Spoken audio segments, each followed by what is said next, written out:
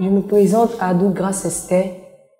J'étais ex-reine dans le monde des ténèbres et deuxième fille de la sirène des eaux en Côte d'Ivoire. J'ai été initiée à l'âge de 8 ans. Cet esprit de serpent aussi me donne une belle voix.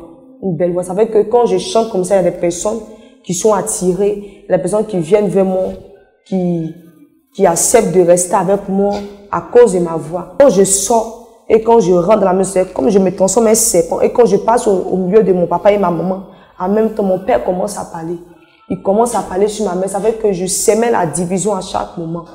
De pouvoir séparer, parler spirituellement. Mon père était mon mari de vie. Je me transformais aussi en moustique. Pouvoir envoyer des maladies, lancer des maladies dans la vie de ces personnes. Je lançais des maladies. Je prenais le sang de ces personnes et je m'enlevais ça de mon spirituel. Et on buvait ce sang. Pendant qu'on boit ce sang, c'est comme spirituellement, c'est des maladies qu'on lance sur toi, des maladies. Avec que ces personnes se plaignent de parure. Je finis de coucher avec mes soeurs. C'est comme spirituellement, ils accouchent spirituellement. Il y avait des personnes qui font sortir ces enfants. Et quand ces personnes-là, ces enfants-là sortent, maintenant, c'est comme dans la nuit, quand mes soeurs dorment, mes frères dorment, on vient maintenant je viens avec ces enfants-là pour les fatiguer dans la nuit, têter les seins, les fatiguer. Spirituellement, j'avais pris les mariages, j'avais pris les enfantements. Mais quand je couche avec, quand ce serpent avale, c'est comme les bénédictions, les mariages, les enfantements, les réussites, les biens. Ce serpent avait avalé tout. Ça veut que mes soeurs tournaient en rond. Mais zéro, elles n'ont rien eu. On s'arrête dans les carrefours et puis on vient avec des canaris pour pouvoir recueillir des sangs, pour prendre l'âme de la personne. Et quand ces personnes disent qu'ils veulent voyager, c'est comme déjà, on est déjà informé dans le monde spirituel. Et ces personnes, c'est comme quand ces personnes arrivent avec des cas, qui montent dans des cas, qui viennent, c'est comme on sait dans quelle route ces personnes vont passer. Donc on vient, et puis maintenant on crée un accident là. Et puis la personne, il y a un hôtel de mort qui est bâti là. Puis la personne tombe. Quand ces personnes-là tombent, le bas cas se renverse, mais le cas se renverse. Le sang ça remplit le canari. Et puis on prend l'âme de la personne, on part directement dans le monde des ténèbres. Déjà spirituellement, on pouvait te contrôler à travers ces bijoux, à travers ces chaînes, ces boucles d'oreilles, ces mèches. C'était comme des caméras spirituelles. Ça fait que la sirène, elles étaient toujours là. Puis ces boucles d'oreilles spirituellement sont des caméras. Ça fait que partout où tu vas aller, c'est comme ce sont des caméras qui sont là. Même si tu vas aller, faut aller en voyage.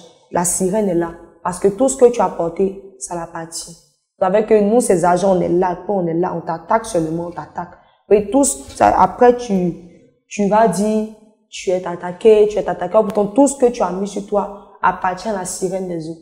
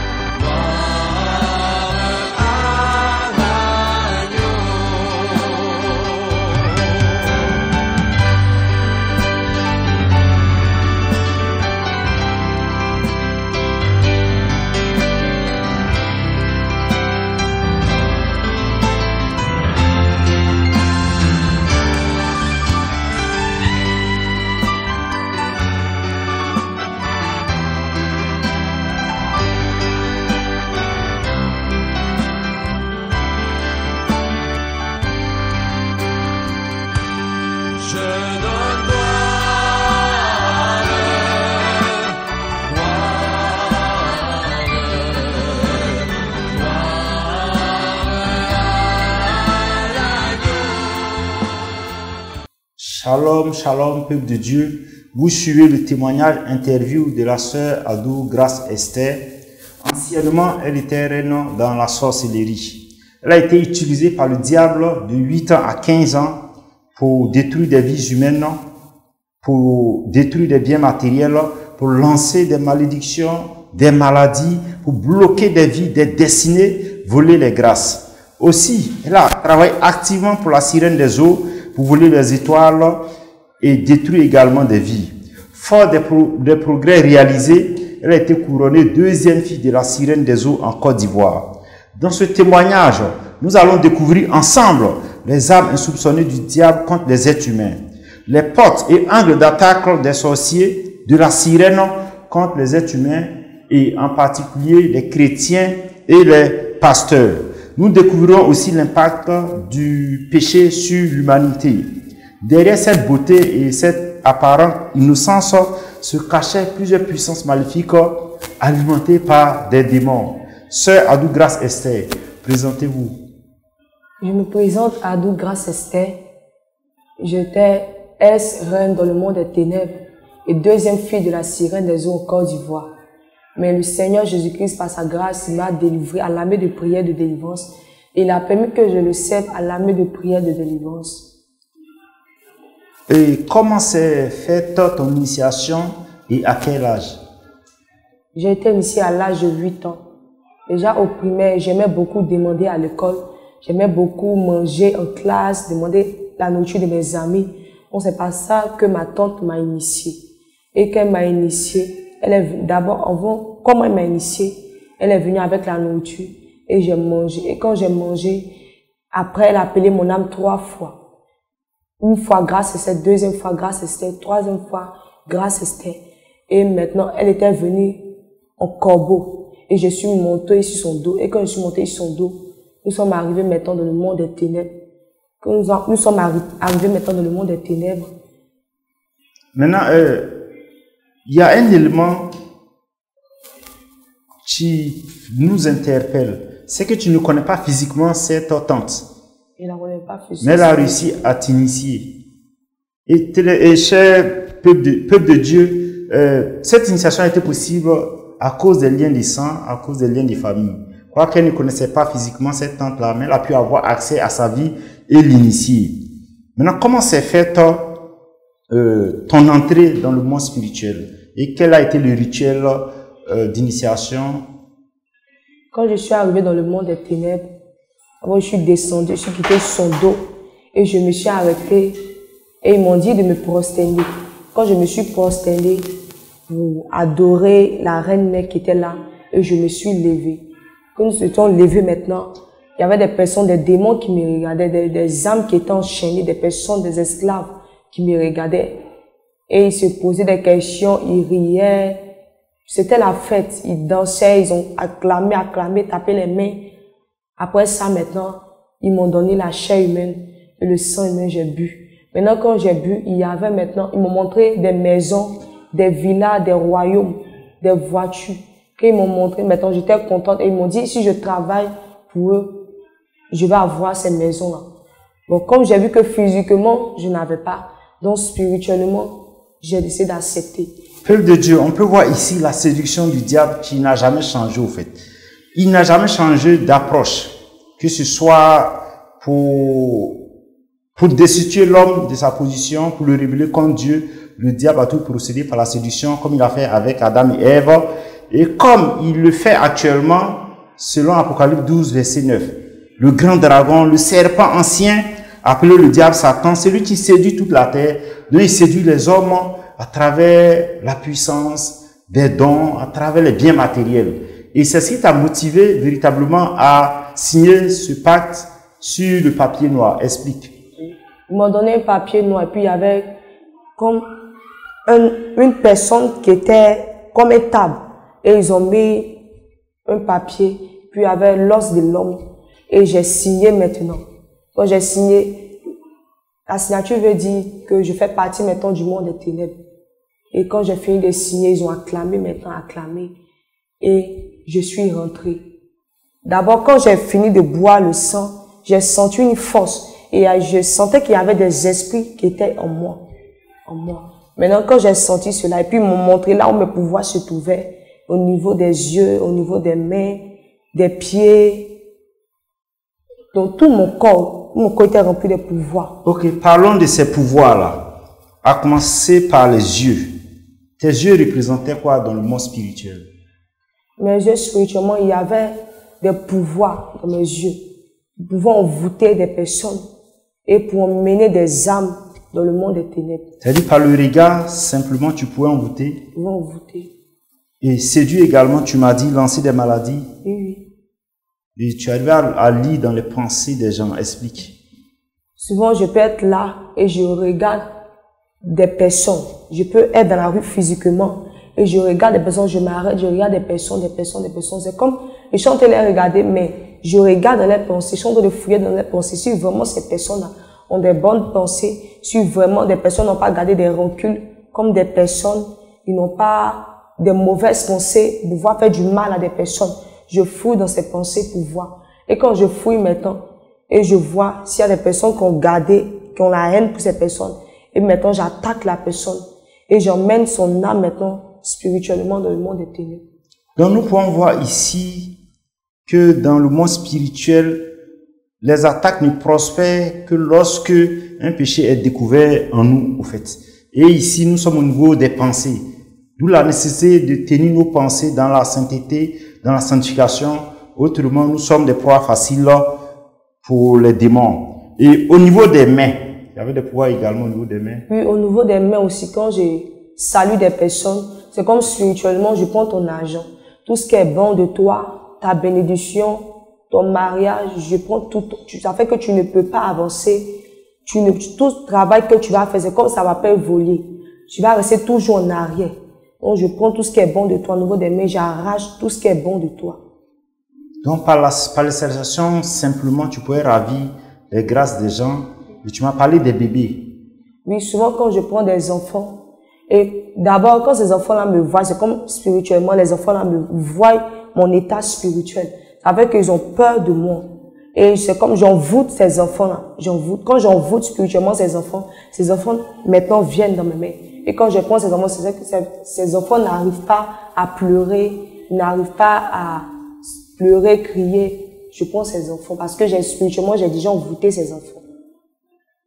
Aussi, quel est l'impact sur ces enfants quand ils grandissent plus tard? Quand ils grandissent, ces enfants, souvent il y a d'autres qui deviennent fous. Il y a d'autres aussi qui deviennent boiteux. Soit je lance des maladies dans la vie de ces enfants. Tu as parlé de la surdité, c'est-à-dire les handicaps physiques comme mentaux. Un enfant qui n'arrive pas à parler ou qui n'arrive pas à marcher, tout ça, souvent, c'est l'œuvre de la sorcellerie. Oui, c'est l'œuvre. Peuple de Dieu, d'où la nécessité de véritablement être ancré en Jésus-Christ. Autrement, nous sommes des proies faciles pour les sorciers, pour les démons. Et au niveau de ta voix aussi, tu avais un esprit de serpent qui te permettait même de chanter, d'avoir une voix mélodieuse. Explique. Oui, c'est comme au niveau de ma voix, il y avait un esprit de serpent qui prenait possession de ma voix. Souvent, quand je passe, il y a des hommes qui m'appellent. C'est comme j'attire des personnes vers moi. Et quand ils m'appellent maintenant, j'essaie de changer ma voix. J'essaie de changer ma voix pour pouvoir les séduire, pour qu'ils viennent vers moi et pour pouvoir les attaquer, pour prendre les grâces, pour prendre les bénédictions. Et aussi au niveau de ma voix, ça veut que cet esprit de serpent aussi me donne une belle voix. Une belle voix. Ça veut que quand je chante comme ça, il y a des personnes qui sont attirées, des personnes qui viennent vers moi, qui acceptent de rester avec moi à cause de ma voix. Il y avait la séduction dans ma voix. Et par ma voix aussi, je pouvais lancer des flèches. Par ma voix aussi, je pouvais attaquer des personnes. Ok. Et au niveau de ta démarche, de tes pieds? Au niveau de ma démarche aussi, quand je marche, c'est comme la sirène, elles me changent. Quand je marche, des personnes sont attirées, il y a des personnes qui viennent vers moi, ils sont attirés, ils sont obligés, forcés de me draguer à cause de ma démarche. Parce que la sirène des eaux spirituellement avait changé ma démarche. Quand je suis en face de mes parents, c'est pas, j'ai une bonne démarche, mais quand je suis au dehors, la sirène des eaux me change, elle change ma démarche, elle change ma manière d'être. Avec que je suis maintenant comme une grande personne. Avec que quand ces hommes me voient, ils ne peuvent pas résister à cause de ma démarche. Peuple de Dieu, la démarche, un enfant de Dieu doit marcher correctement et pas la démarche de séduction. C'est pourquoi dans Apocalypse 3, verset 16, on voit Dieu juger les filles de Sion, c'est-à-dire son peuple, à cause de la démarche de séduction. Et voilà ce que Ésaïe 3, verset 16 nous dit. Parce que les filles de l'Éternel dit, parce que les filles de Sion sont orgueilleuses et qu'elles marchent le cou tendu et les regards effrontés parce qu'elles vont à petits pas. Peuple de Dieu, c'est ce que nous voyons très souvent dans les concours de beauté, et surtout c'est l'image de la fille moderne qui marche de façon lascive pour séduire, pour véritablement fasciner les hommes. Et au niveau également de ton dos, c'est ça, même de ta partie intime, il y avait divers codes. Au niveau de mon dos, il y avait un code qui était V. V qui signifiait vol. Avec que je pouvais voler l'âme des personnes. Quand je prends l'âme, avant de prendre l'âme des personnes, je ne demandais pas avis de quelqu'un bien parent. Je pouvais prendre son âme facilement. Ok, là, ça nous interpelle. Parce que certains sorciers disent que pour pouvoir attaquer quelqu'un qui n'est pas de ta famille, tu dois avoir la permission d'un parent. Qu'est-ce que tu en dis? Et selon ton expérience dans le monde spirituel? Moi, spirituellement, je ne demandais pas l'avis de quelqu'un. Parce que cette personne n'avait pas une bonne vie. Ah, ça nous interpelle. Donc le péché est une porte. Quand quelqu'un vit dans le péché, le monde spirituel tout de suite le repère. Comme on va le voir plus tard, il y a des miroirs dans le monde spirituel et tes yeux spirituels aussi permettaient de voir la vie des gens et les péchés les exposaient. Donc le V sur ton dos te permettait de voler tout ce qui est grâce, bénédiction. Et aussi sur ton front il y avait le signe 666. Il y avait le signe aussi 666. Ok. Au niveau de tes mains aussi? Il y avait des codes au niveau de mes mains. 7 au niveau de mes mains. Au niveau de tes pieds? Au niveau de mes pieds, il y avait 673. Au niveau de mes pieds. Et puis sur mes cuisses aussi, il y avait 8. Il y avait plusieurs codes sur mon dos. Et puis derrière mon dos encore, il y avait une lettre encore qui s'appelle DS. DS signifie sirène des eaux. Ça veut dire que je faisais partie du monde des eaux. Ça montrait que je faisais partie du monde des eaux. Oui, tu avais la queue de la sirène. Et j'avais la queue de la sirène aussi. Que arc-en-ciel, bleu. Ça veut dire que ça changeait de couleur. Comme elle me donnait des missions et que je faisais. Comme ma queue devenait grosse de jour en jour. C'est-à-dire, plus tu sais la sirène, ta queue s'élargit. Et cela montre également l'évolution de ton niveau spirituel. Que symbolisent tous ces codes ou tous ces signes? Ça faisait partie que ça montrait que je faisais partie du monde des ténèbres. Ok. Et au niveau de tes yeux spirituels, au niveau de tes yeux, tu avais combien d'yeux spirituels? J'avais 18. Tout mon corps. Avec ces yeux-là, je pouvais voir la vie des personnes. Regarder ces personnes qui vivent dans le péché, qui n'ont pas une bonne vie, la vie de débauche, que des anges aussi sont retirés des personnes. Les gens qui pêchent contre Dieu et ces anges se retirent. Les anges de l'Éternel se retirent dans la vie de ces personnes. Je pouvais voir et pouvoir attaquer ces personnes. C'est-à-dire qu'un être humain a des anges, mais le péché fait que ces anges-là se retirent. Peuple de Dieu, la parole de Dieu nous le dit clairement. L'ange de l'Éternel campe autour de ceux qui le craignent et les arrache au danger. Et quand on pêche, bien évidemment, c'est le signe de ce que nous ne craignons pas Dieu. Et ces anges-là ne peuvent plus assurer notre protection. Et tu avais des tatouages. C'était quoi, je veux dire, la signification de ces tatouages-là? Spirituel, bien sûr. Spirituellement, ces tatouages, c'était comme des marques de la sirène des eaux. Par ces marques-là, on pouvait me reconnaître par ces marques. On pouvait me reconnaître. Ça montrait que je faisais partie du monde des ténèbres. Peuple de Dieu, c'est l'occasion d'interpeller ceux qui font les tatouages. Parce que on reçoit ces tatouages-là spirituellement avant de manifester cette envie, cette volonté de se faire tatouer physiquement. Donc, si vous avez des envies de tatouage, sachez que vous êtes spirituellement captif et c'est cette captivité-là qui vous amène à faire ces tatouages physiquement. Et c'est des portes d'entrée, ce sont des codes et vous devez chercher à faire vos délivrances.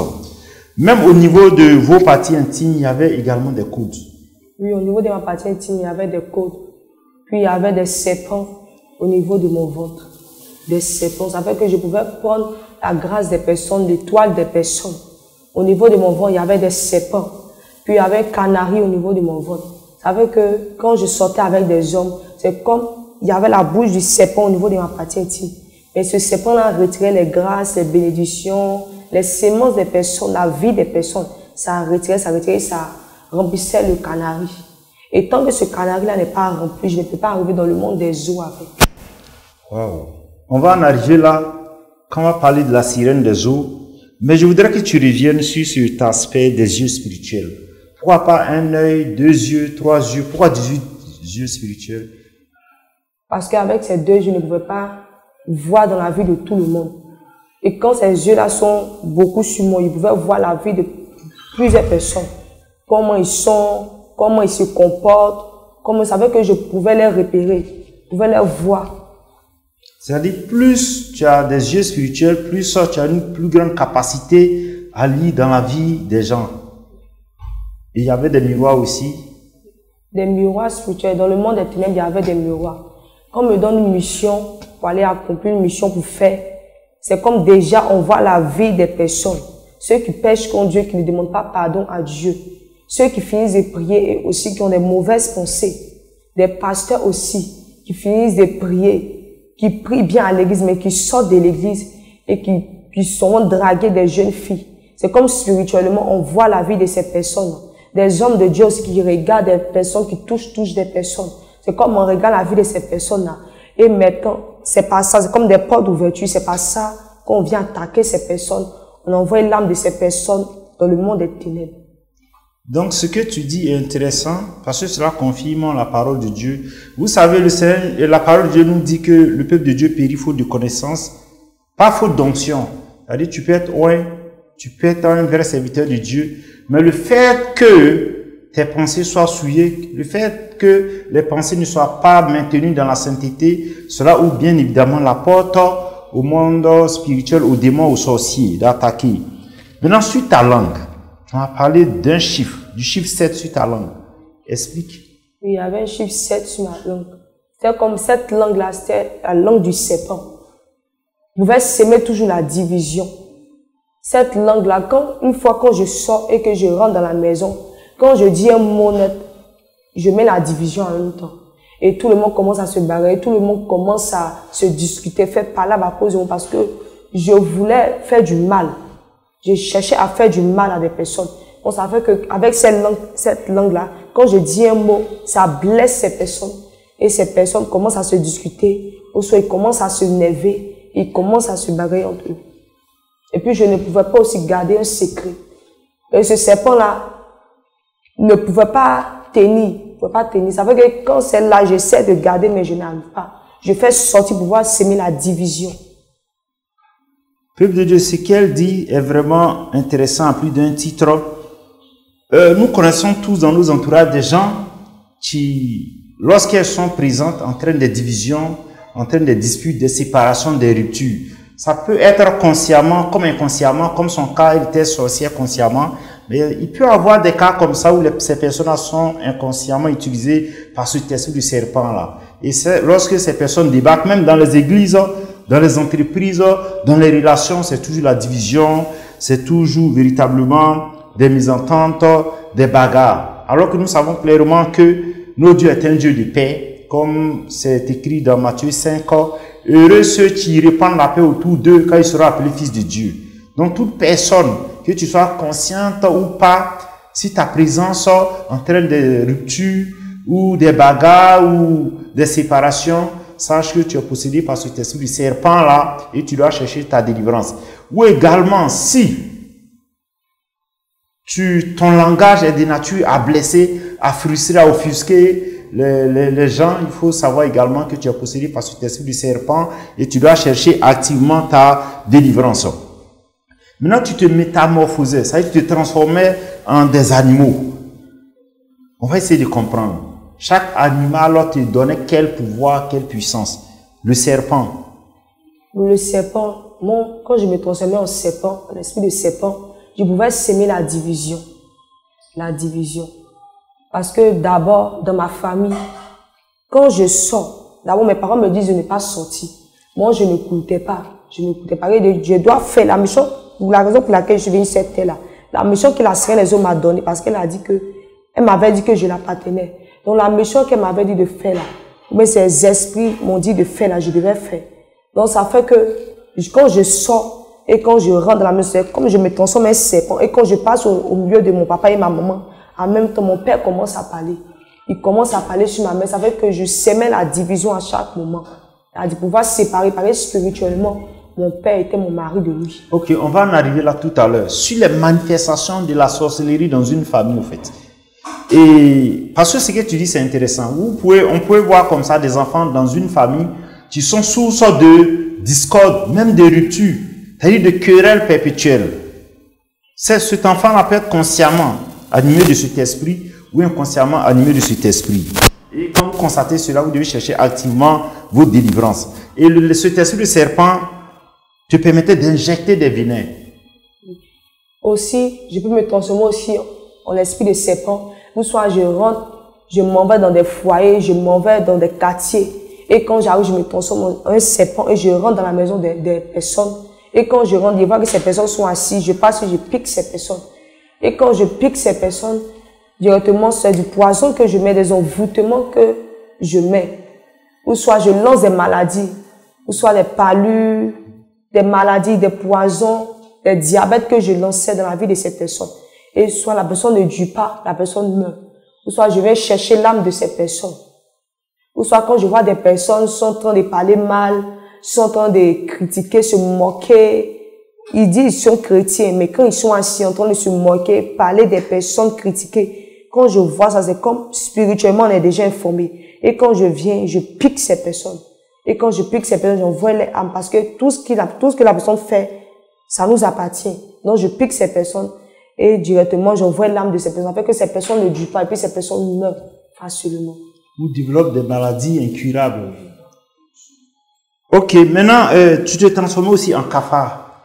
Oui, cafard, je me transforme en cafard pour pouvoir scanner. C'était comme une caméra. Quand je me transforme en cafard, j'étais comme une caméra dans des maisons. Et puis je regardais tout ce que se passait, je fumais, je regardais, j'espionnais tout ce qui se passait. Puis je partais maintenant dire dans le monde des ténèbres. Donc ces cafards-là faisaient des rapports. Oui. C'était comme une caméra. Mais est-ce qu'il peut y avoir des caméras dans la maison d'un enfant de Dieu? Oui. Si la personne n'a pas une bonne vie. Ok. Étant chrétien, tu as des mauvaises pensées. Étant chrétien, tu te mets à parler mal, te mets à critiquer, à te moquer. C'est comme des portes d'ouverture. Et puis on rentre maintenant dans ta vie pour pouvoir frapper dans ta vie, pour pouvoir te détruire. Ok, donc le péché ouvre des portes, que tu sois un vrai chrétien ou pas. Maintenant, tu as parlé des salamandres. Salamandres, magouillas. Oui, ces salamandres aussi, ils ont aussi des caméras. Des caméras. Donc, peuple de Dieu, c'est vrai que souvent nous avons des invasions de cafards, de salamandres, de magouillas. Ça peut être naturel, mais très souvent, c'est le signe de la présence de l'esprit des sorciers ou de l'espionnage, d'un espionnage spirituel. Et tu as parlé du chat. Du chat. Et ce que ce chat faisait. Du chat aussi, c'était comme des portes d'ouverture aussi. Vous voyez, comme ça aussi, dans ma famille aussi. Je pouvais me transformer aussi en chat, puis m'arrêter aussi sur le toit. Ou bien dans des maisons, je me transforme en chat. Ou bien devant des coups, je me transforme en chat et je m'arrête. Et je viens, je crie, millions, plusieurs fois, on me chasse, je reviens encore. Pour pouvoir énerver des personnes, pour pouvoir s'aimer la peur, pour pouvoir avoir encore accès à la vie des personnes, surtout des chrétiens. Je me transforme en chat pour pouvoir énerver ces personnes, pour pouvoir s'aimer la peur. Et quand ce chrétien a peur, j'ai accès à la vie de la personne. Tu as parlé de ton papa. C'est-à-dire, quand tu te transformes en chat et qu'il te chasse et que tu reviens, cela alimente la peur en lui. Ça fait que ses prières ne peuvent pas véritablement porter. Pouvoir s'aimer la peur et le doute. Maintenant, quand je faisais ça, mon père, à chaque fois, il avait peur. Il avait peur. Il disait le feu, mais c'est comme il s'inquiétait, il avait peur, il ne voulait pas. Mais moi, je savais, je fouillais dans son cœur, je m'assois, puis je lui ai dit, si le chat vient envoyer le feu, soit il vient, il lance caillou, mais je sens qu'il y a la peur qui est là. Donc, ça fait que je pouvais avoir facilement accès à sa vie. Parce que c'était un chrétien. Le peuple de Dieu, ce qu'elle dit est intéressant. Parce qu'un chrétien n'a pas un esprit de timidité ni un esprit de peur. Et toute prière faite dans la peur ne peut pas porter, n'est pas efficace. C'est pourquoi on peut voir dans Philippiens 4, verset 6, la parole de Dieu dit, ne vous inquiétez de rien. Et même dans 2 Chroniques 20, verset 15, la parole de Dieu nous dit, habitants de Jérusalem, écoutez bien, voici ce que le Seigneur vous dit. N'ayez pas peur, ne soyez pas effrayés devant cette immense armée. C'est-à-dire, lorsque nous combattons, nous ne devons pas avoir peur. Autrement, cette peur neutralise la puissance de Dieu qui aurait dû se déployer pour notre protection. Et tu te transformes aussi en souris. Oui, je me transforme aussi en souris spirituellement. Quand je me transforme en souris, je bouffe les mains de mes parents, je bouffe les mains des personnes. Et quand je commence à bouffer les mains des personnes là, je prends leur argent, je prends leur grâce, ou soit cet argent qui est là, et puis je me transforme en souris, et puis je mange l'argent, je bouffe l'argent. Et quand je bouffe, c'est comme spirituellement, l'argent vient. Ça vient spirituellement. Avec que l'argent ne dure pas dans la main de ces personnes. Et ça descend. C'est comme ce souris-là, quand il vient, il perce tes mains spirituellement. Et l'argent descend dans le monde des ténèbres. Ça fait que ça ne dure pas. Quand ces personnes-là travaillent, l'argent ne dure pas dans les mains. Et ça vient spirituellement dans le monde des ténèbres. On reçoit ça, et puis on enferme, on garde ça. Est-ce que vous avez utilisé cet argent-là? Mais spirituellement, il y a d'autres qui utilisaient. Il y a d'autres aussi, on gardait. Ok. Et tu as parlé de moustiques. Des moustiques aussi. Souvent, je me transformais aussi en moustique. Pouvoir envoyer des maladies, lancer des maladies dans la vie de ces personnes. Je lançais des maladies. Je prenais le sang de ces personnes et je m'enlevais ça de mon spirituel. Et on buvait ce sang. Pendant qu'on boit ce sang, c'est comme spirituellement, c'est des maladies qu'on lance sur toi, des maladies. Avec que ces personnes se plaignent de palud, ça ne va pas chez eux, puis prennent des médicaments. Parce que c'est nous, il y a d'autres maladies, ce n'est pas simple, il y a d'autres aussi, c'est simple. Donc on vient, on prend ton sang, puis on s'en met ça dans le monde des ténèbres. Mais quand vous buvez ce sang, qu'est-ce que ça vous apporte vous-même? C'est comme on a eu force, on reçoit une force. On va encore plus se lever encore dans le travail.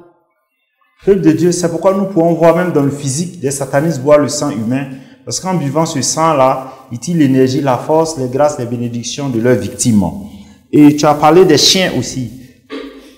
Oui, souvent aussi, ils pouvaient même me transformer en chien pour m'arrêter dans des quartiers et aboyer. Quand j'aboie, l'âme de ces personnes sort. Ceux qui sont aussi dans la sorcellerie, je viens les appeler et les âmes sortent. Ça sort. Puis on se voit nous tous, on apparaît tous dans le monde des ténèbres.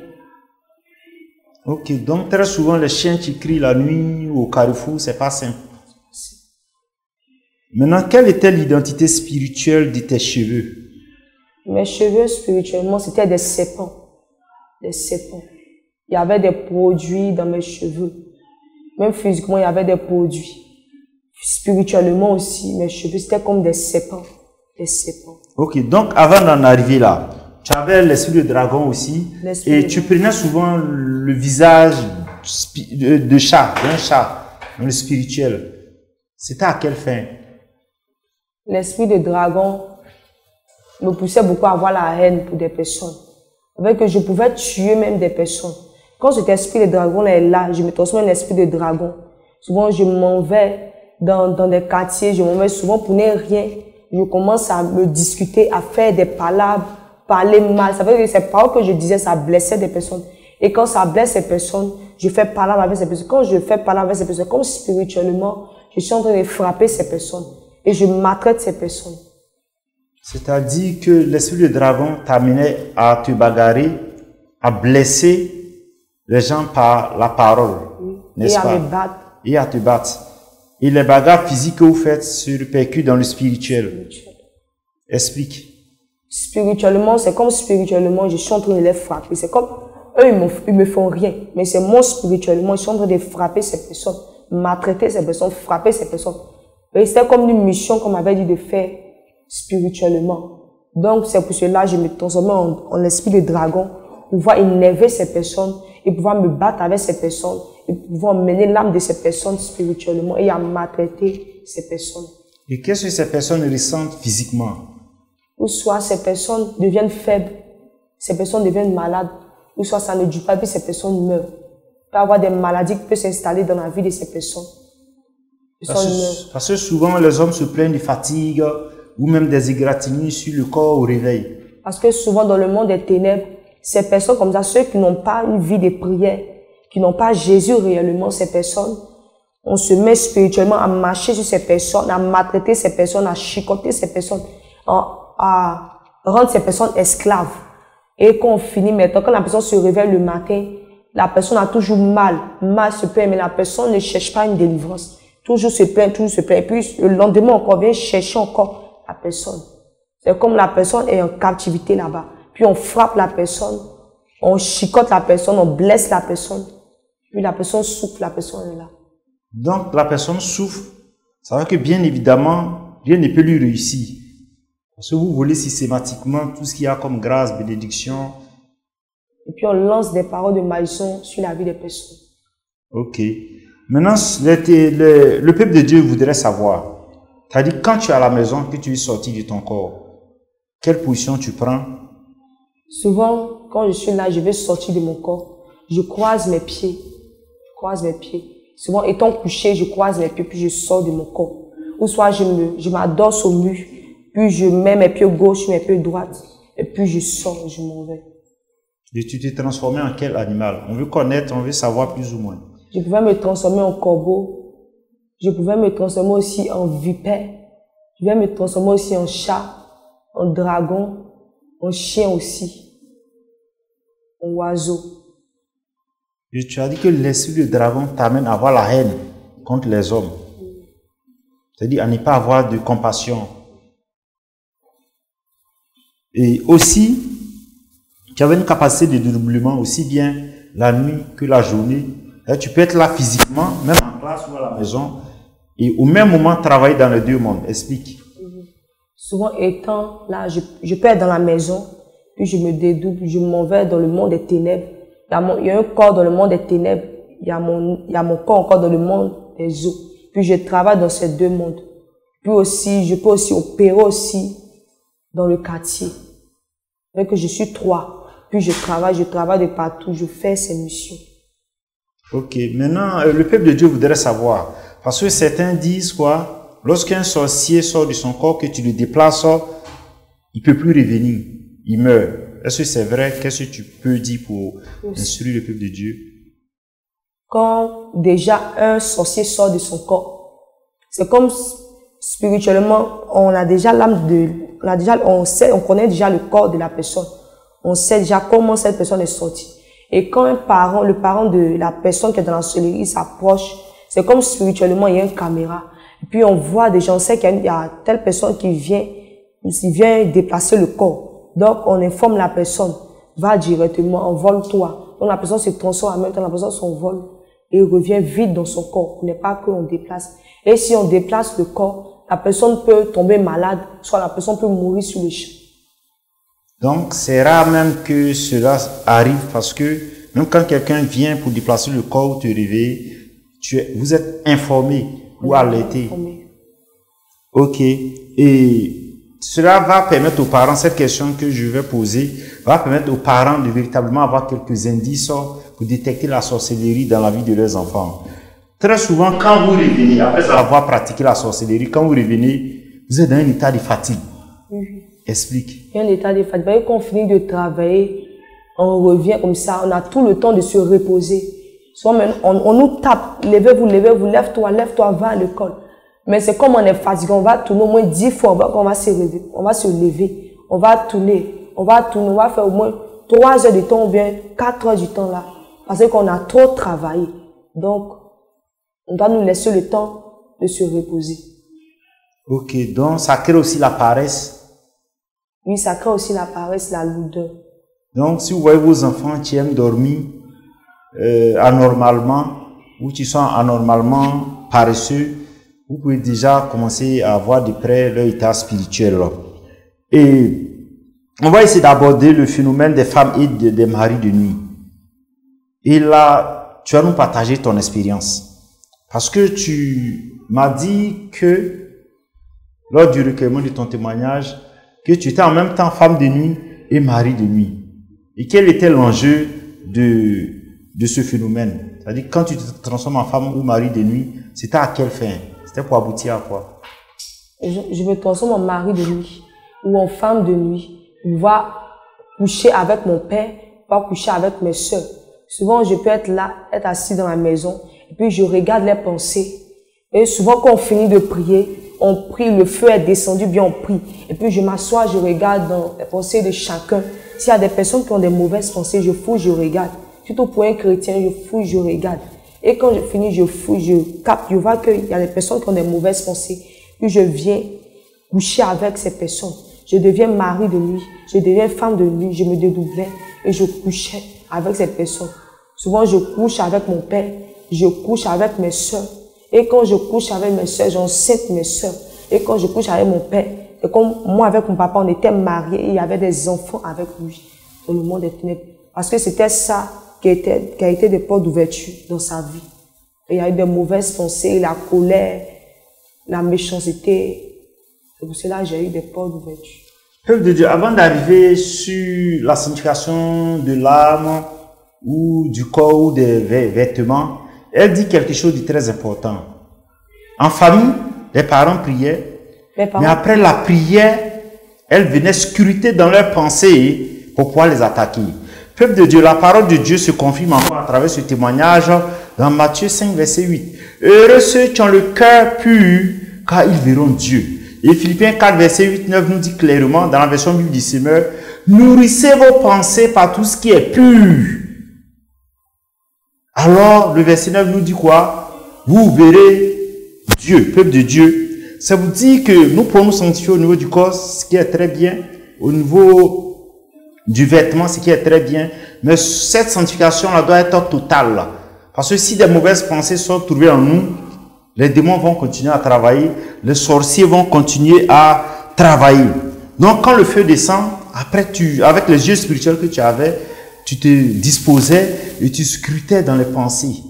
Tu scrutais dans les pensées. C'est pourquoi c'est pas étonnant que certaines personnes disent que j'ai fait 40 jours de jeûne, mais pendant même les 40 jours de jeûne, j'ai été visité par la sirène, ou pendant ces 40 jours de jeûne, j'ai eu des expériences avec certains esprits ou des démons.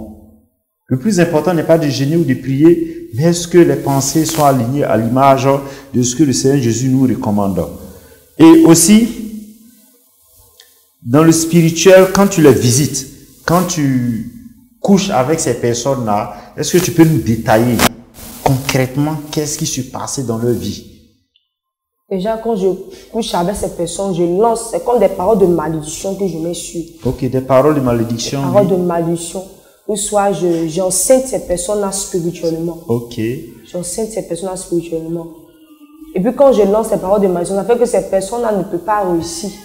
Ne peuvent pas réussir. Dans l'échec, oui. Vont tourner en rond, mais zéro. Tout se bloque un coup. Puis il y a un esprit de retard maintenant qui s'installe dans leur vie. À cause du péché.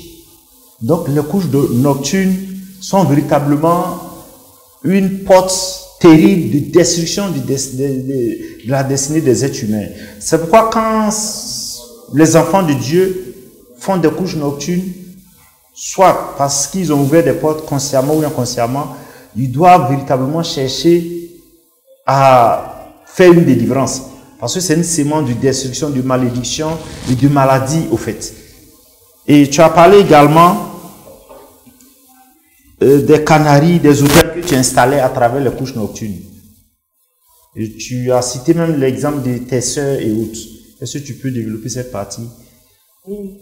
Souvent quand je finis de coucher avec mes soeurs, c'est comme spirituellement, ils accouchent spirituellement. Il y avait des personnes qui font sortir ces enfants. Et quand ces enfants-là sortent, maintenant, c'est comme dans la nuit, quand mes soeurs dorment, mes frères dorment, on vient maintenant je viens avec ces enfants-là pour les fatiguer dans la nuit, têter les seins, les fatiguer. Donc, les couches nocturnes entraînent des grossesses spirituelles. Et les grossesses spirituelles, des grossesses spirituelles naissent des enfants, des démons. Et ces démons-là viennent accomplir le ministère du diable dans la vie de ces personnes-là. Et ça crée quoi dans la vie de ces personnes-là, de façon concrète? Et ces personnes-là, soit ils n'ont plus une vie de prière. Ok. Ils n'ont plus une vie de prière. Ça fait que je sens affaibli. Je sens lourd. Ça fait qu'ils ne peuvent rien faire. Ils ne peuvent rien faire. Ok. Et qu'est-ce que les couches nocturnes entraînent dans les foyers, dans les mariages? Ça fait que tant que le mari de nuit est là, ça fait que la personne ne peut pas enfanter. La personne ne peut pas enfanter. Parce que moi, comme ça, quand je couchais avec ces personnes-là ne pouvaient pas se marier. Ces personnes-là ne pouvaient pas... L'esprit de célibat, oui. Il y avait un esprit de célibat. Ces personnes ne pouvaient pas réussir ni travailler. Avec que ces personnes-là tournaient en rond. C'était ce mari de nuit-là qui bloquait tout. Donc j'étais comme un mari de nuit, donc je bloquais tout. J'étais jaloux. Peuple de Dieu, ce témoignage nous interpelle à plus d'un titre. Les couches nocturnes sont vraiment très très dangereuses dans le monde spirituel. Et c'est une porte de destruction de destinée de l'être humain de façon générale et de l'enfant de Dieu et même des serviteurs de Dieu. Et comment savoir, par exemple, à travers les songes, qu'on a une femme de nuit, un mari de nuit, ou que nous avons des enfants spirituels? Tu peux faire des songes où il y a des personnes qui viennent coucher avec toi. Tu peux, ou soit on peut prendre le visage de telle personne, ou bien de ton ami qui vient coucher avec toi. Maintenant, si cette personne n'a pas Jésus, n'a pas le discernement, on ne peut pas savoir. Cette personne a le discernement, on peut savoir. Et souvent, certaines personnes disent que j'ai fait un rêve et j'ai vu que j'avais des enfants. Pour eux, c'est une bénédiction. Qu'est-ce que tu en dis? Il y a d'autres, c'est des bénédictions. Il y a d'autres aussi, c'est pas des bénédictions. Ce sont des démons, des enfants qu'ils ont spirituellement. Ok, on va essayer d'être plus pratique maintenant. Dans ta famille, quelle était la manifestation concrète de la sorcellerie? Quoique tes parents étaient chrétiens, tes soeurs, père et mère étaient chrétiens, mais tu arrivais à travailler activement. Peuple de Dieu, je voudrais que le peuple de Dieu véritablement écoute cette partie-là, parce que notre état de chrétien, très souvent, ne nous épargne pas des œuvres de la sorcellerie. Et nous saurons pourquoi. À commencer par ton père. Avant, mon père, il était chrétien. Il prêchait même, tu m'as dit. Il prêche, lui, à l'église. Mais c'était quelqu'un, il avait beaucoup peur. Il avait beaucoup peur. Et puis, il se mettait beaucoup en colère. Il dit il est chrétien, mais il se mettait beaucoup en colère. Souvent, quand on finit de prier, il se met beaucoup en colère. Il va se mettre en colère pour parler des choses inutilement. Parler des choses. Donc, ça fait que il pouvait avoir facilement accès à sa vie. Il pouvait avoir facilement accès à sa vie. Puis j'étais comme un serpent dans la vie de mon père. J'étais comme un serpent dans tout son corps. Je lançais, je mettais des venins en lui, pour pouvoir le détruire. J'étais sa femme de nuit. Je voulais même pas qu'il avance, je voulais pas qu'il travaille. J'étais comme un serpent dans sa vie. Dans tout son corps, c'est moi qui tournais. Je tournais dans tout son corps. Même dans ses pieds, je tournais. Avec un temps, on avait mal aux pieds. C'est moi, j'étais comme un serpent. C'est moi, j'avais mes mains sur sa vie. Je pouvais le contrôler même. Je pouvais le contrôler. Peuple de Dieu, la vie chrétienne, c'est pas de la blague, c'est pas de l'amusement. Et c'est ce que Éphésiens 5, versets 3 et 4 nous dit, que l'impudicité, qu'aucune espèce d'impureté et que la cupidité ne soit même pas nommée parmi vous, peuple de Dieu, ainsi qu'il convient à des saints. C'est-à-dire que nous sommes des saints. Et tous ces petits péchés ou ces portes que nous ignorons ouvrent, Dieu dit, un champ aux démons, aux sorciers de travailler dans nos vies. Même si nous sommes des prédicateurs, même si nous sommes consacrés. Et le verset 4 nous dit quoi? Qu'on n'entend ni paroles déshonnêtes, ni propos insensés, ni plaisanteries, choses qui sont contraires à la bienséance, qu'on entend plutôt des actions de grâce. Peuple de Dieu, malgré le niveau spirituel de son père, serviteur, prédicateur, mais sa fille le malmenait littéralement, en fait. Et il devenait même sa femme de nuit et un serpent dans sa vie pour lui infliger des maladies, toutes sortes de chèques, de limitations, de pauvreté. Et au niveau de tes soeurs, qu'est-ce que tu peux en dire? Au niveau de mes soeurs, c'est comme spirituellement, j'avais pris les mariages, j'avais pris les enfantements. Et quand je couche avec, quand ce serpent avale, c'est comme les bénédictions, les mariages, les enfantements, les réussites, les biens. Ce serpent avait avalé tout. Avec que mes soeurs tournaient en rond, mais zéro, elles n'ont rien eu. Mais elles étaient chrétiennes. Mais elles étaient chrétiennes, elles priaient le Seigneur. Mais j'avais pris tout ça d'eux. Il y avait un pied dedans, un pied dehors. Ils n'étaient pas vraiment chrétiens. Donc, ce que tu dis doit interpeller tout chrétien. Le plus important n'est pas d'aller à l'église, n'est pas d'appartenir à une communauté. En plus d'appartenir à une communauté, nous devons faire l'effort de marcher selon la parole de Dieu et surtout vivre dans la sanctification au niveau des pensées, du corps et de l'âme.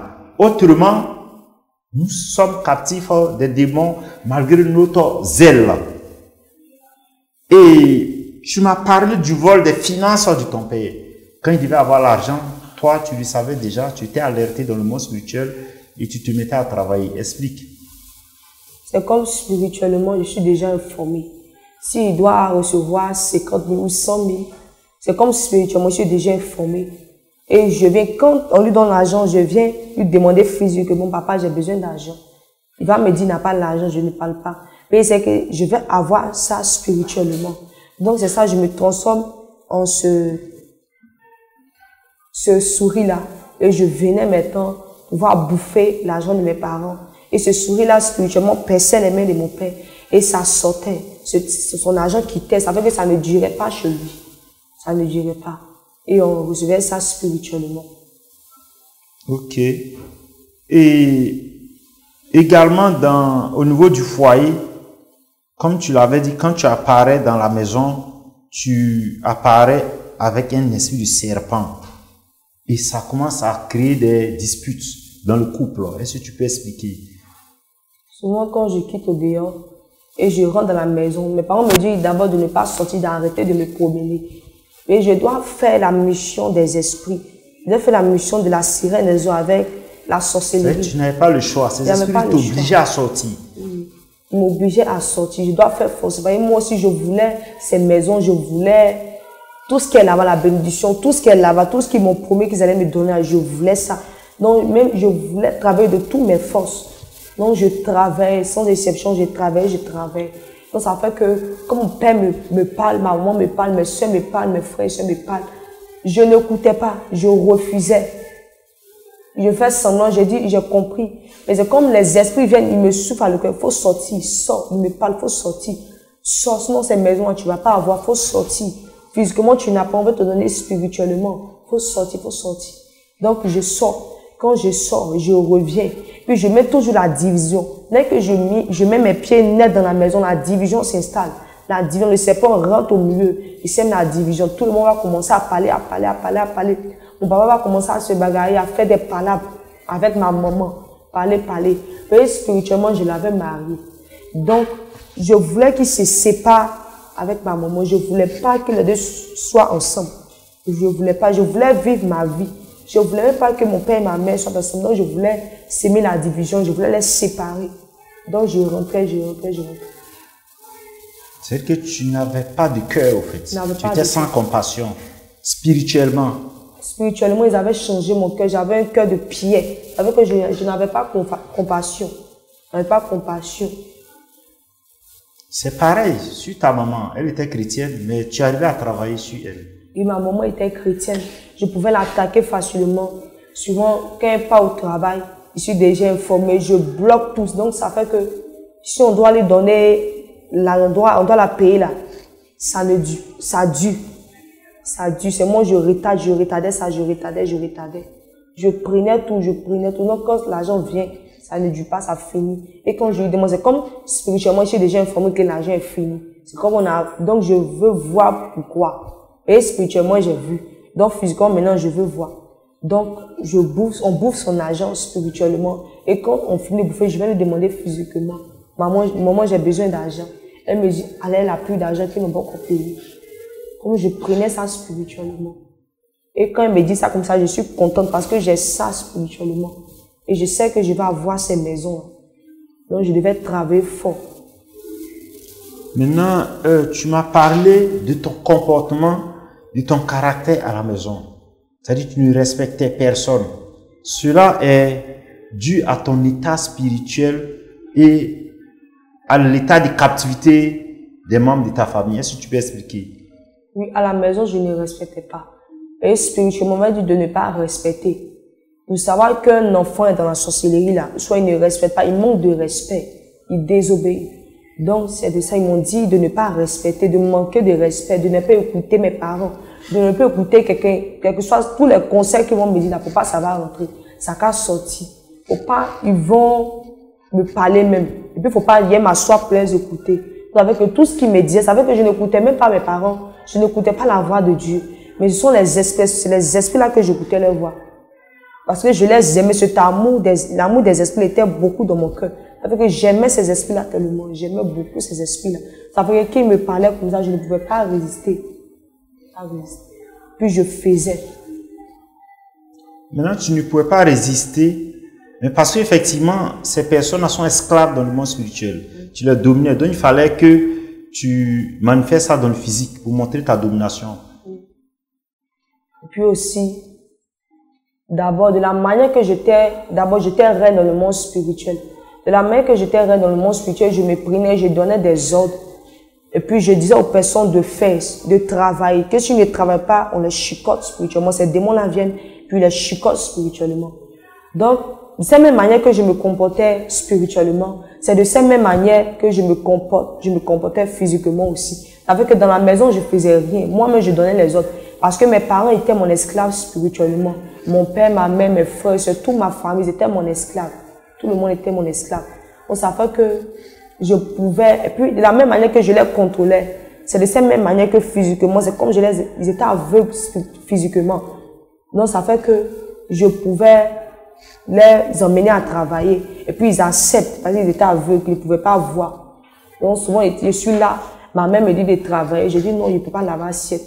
Elle me dit de suivre la maison. Je dis non, je ne peux pas. Pourquoi? Elles sont là, elles ne font rien. Je parle, je dis des mots. Je lance des paroles de malédiction sur ma maman. Et puis ça agit sur elle, spirituellement. Ça agit. Ça fait que toutes ces paroles que j'avais dit là, c'était accompli. Parce qu'elle était mon esclave. Donc nous avons quelques éléments, pour ceux qui ne sont pas spirituels, pour détecter la sorcellerie dans la vie de nos enfants. Le manque de respect, l'impolitesse, la paresse et cette propension à véritablement contrôler les frères et sœurs et la manifestation de l'autorité de façon précoce dans la vie d'un enfant. Parce qu'ils ont l'autorité dans le monde spirituel et très souvent, cela se manifeste aussi sur le plan physique. Et tu as opéré un sacrifice, tu as fait un sacrifice pour pouvoir monter dans le règne spirituel, pour pouvoir devenir reine. Mais tu n'as pas dit le nom de la personne, mais tu as dû sacrifier un parent. J'ai dû sacrifier un parent pour devenir reine. J'ai accepté de sacrifier un parent. Donc, quand j'ai sacrifié ce parent-là, ils m'ont nommé reine. Puis ils m'ont donné un royaume. Puis ils m'ont donné un royaume maintenant. Puis c'est moi qui donnais les ordres, qui contrôlais. C'est moi qui donnais les ordres, qui disais ce qu'il faut faire. Et puis quand ces personnes-là ne font pas, et puis j'emmène des démons pour frapper, pour chicoter ces personnes.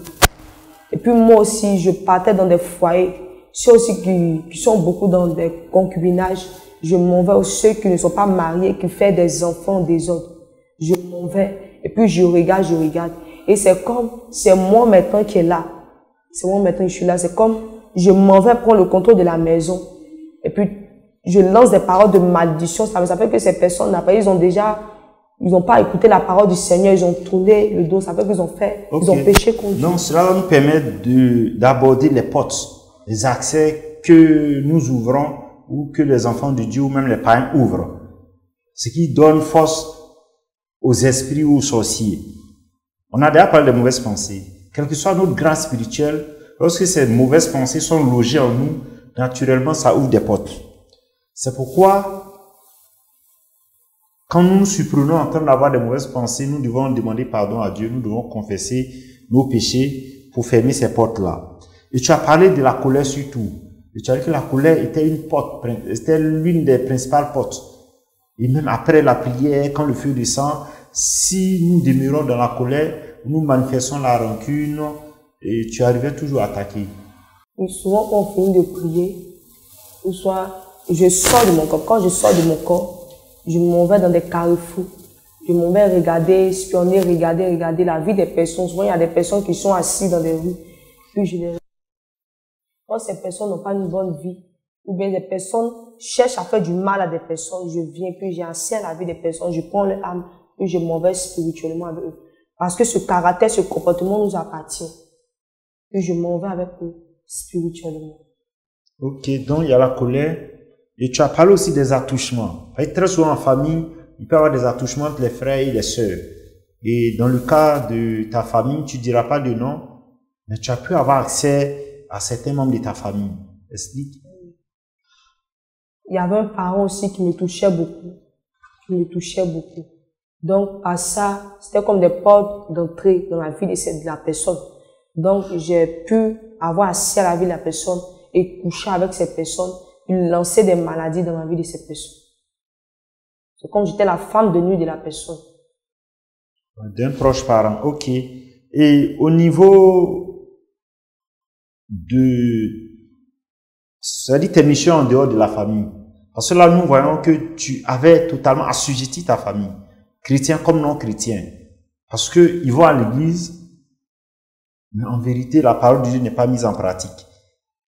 Au niveau, je vais dire de l'école, quelles étaient tes missions? Au niveau de l'école, souvent je prenais, je suis là avec mes camarades, quand je vois, il y a telle personne qui cherche à faire du mal à l'autre. Quand je regarde, je vois le spirituel, je sais que la personne est intelligente, la personne connaît papier. Donc je viens, j'arrache tout ce qui est bon de la personne.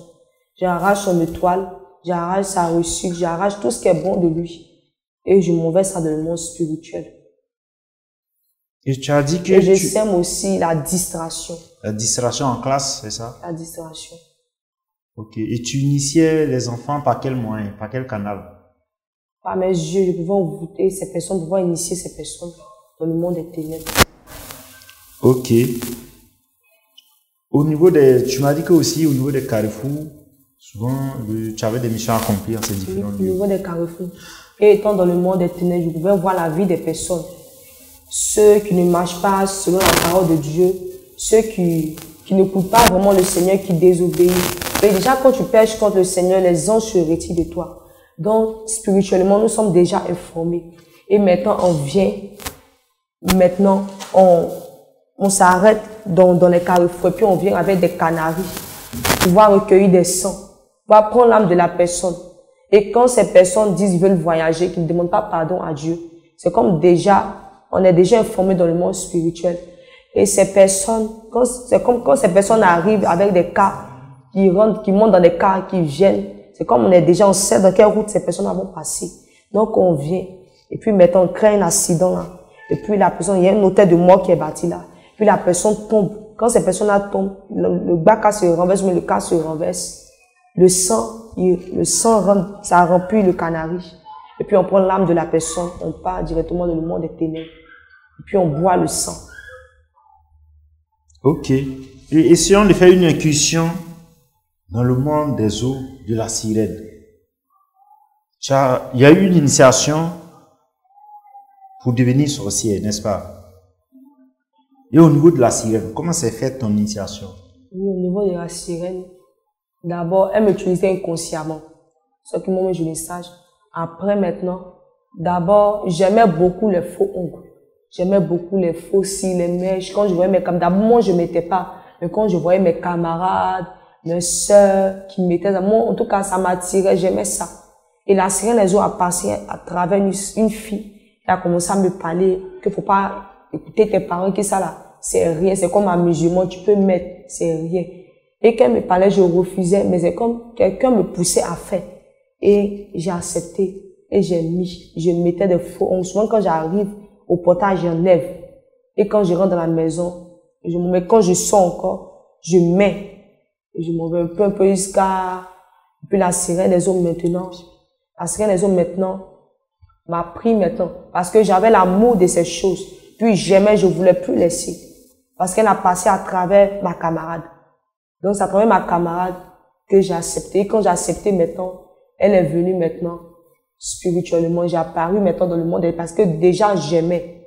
J'aimais déjà la sirène des eaux. D'abord, commencement, je me voyais au bord de l'eau. Mais moi, je ne savais pas que c'était la sirène des eaux, je me voyais au bord de l'eau.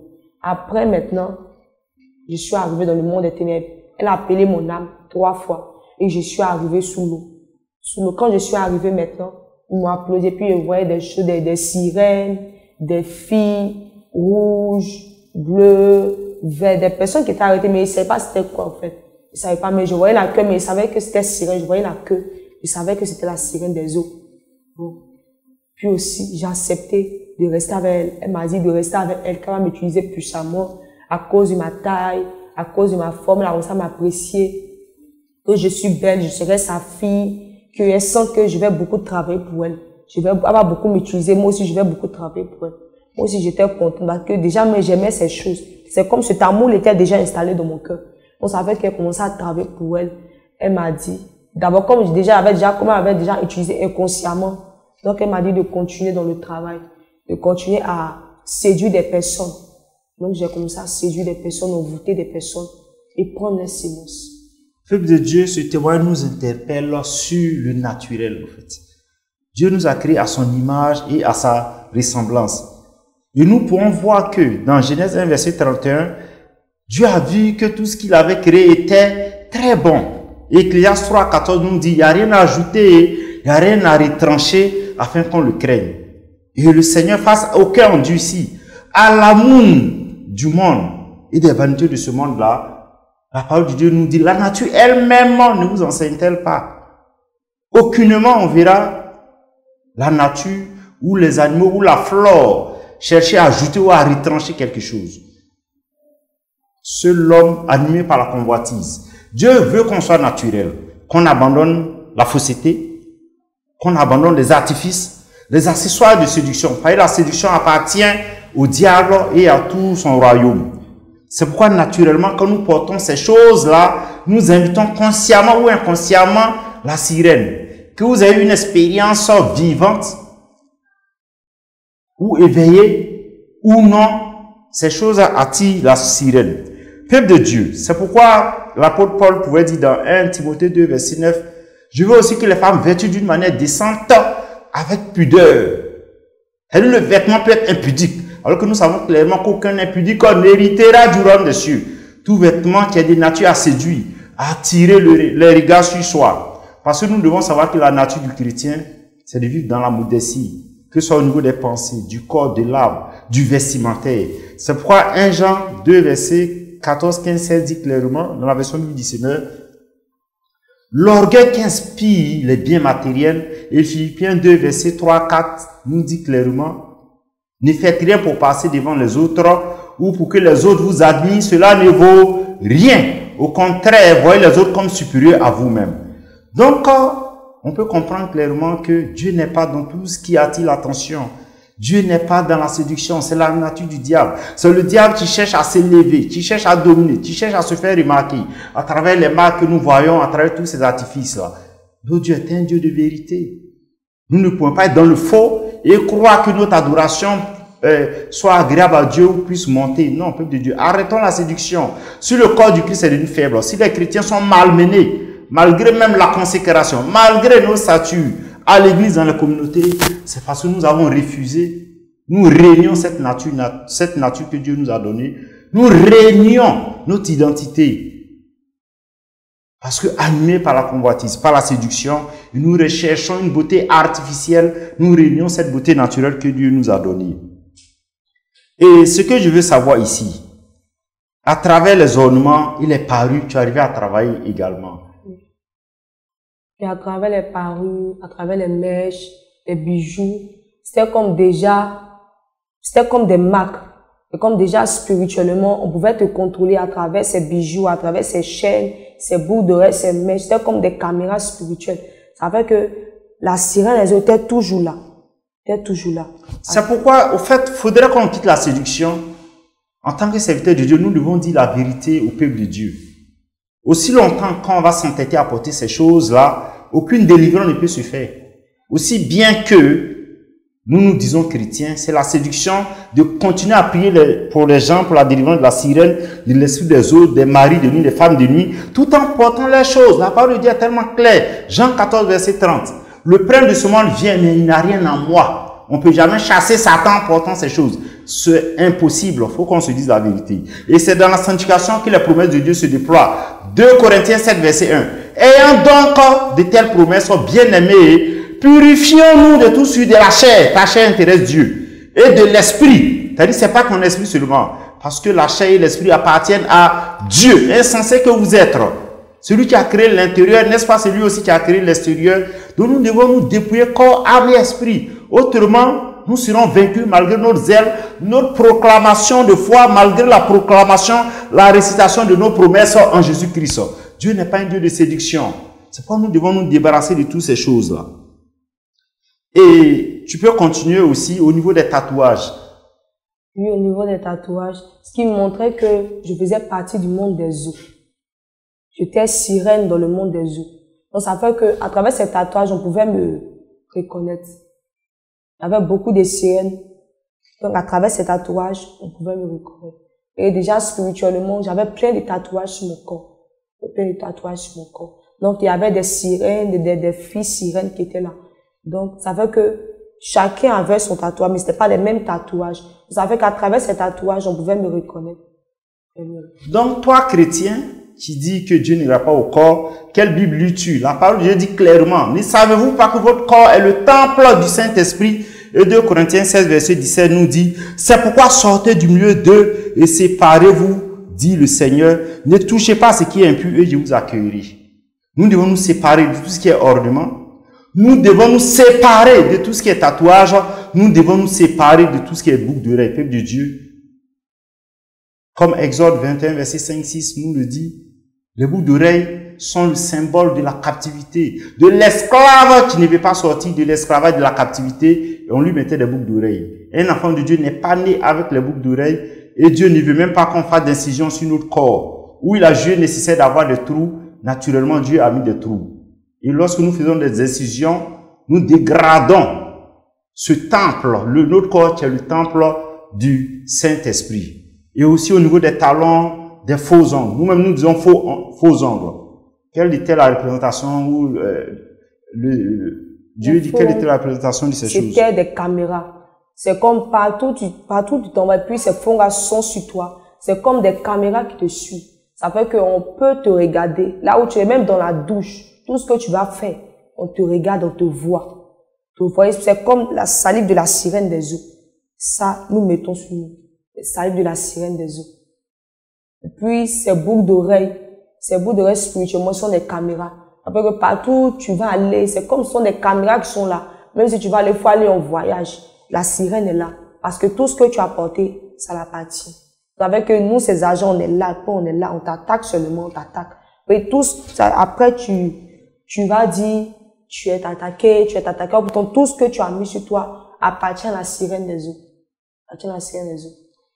Peuple de Dieu, nous pouvons raisonner, mais nous devons constater au même moment que le corps du Christ est devenu faible.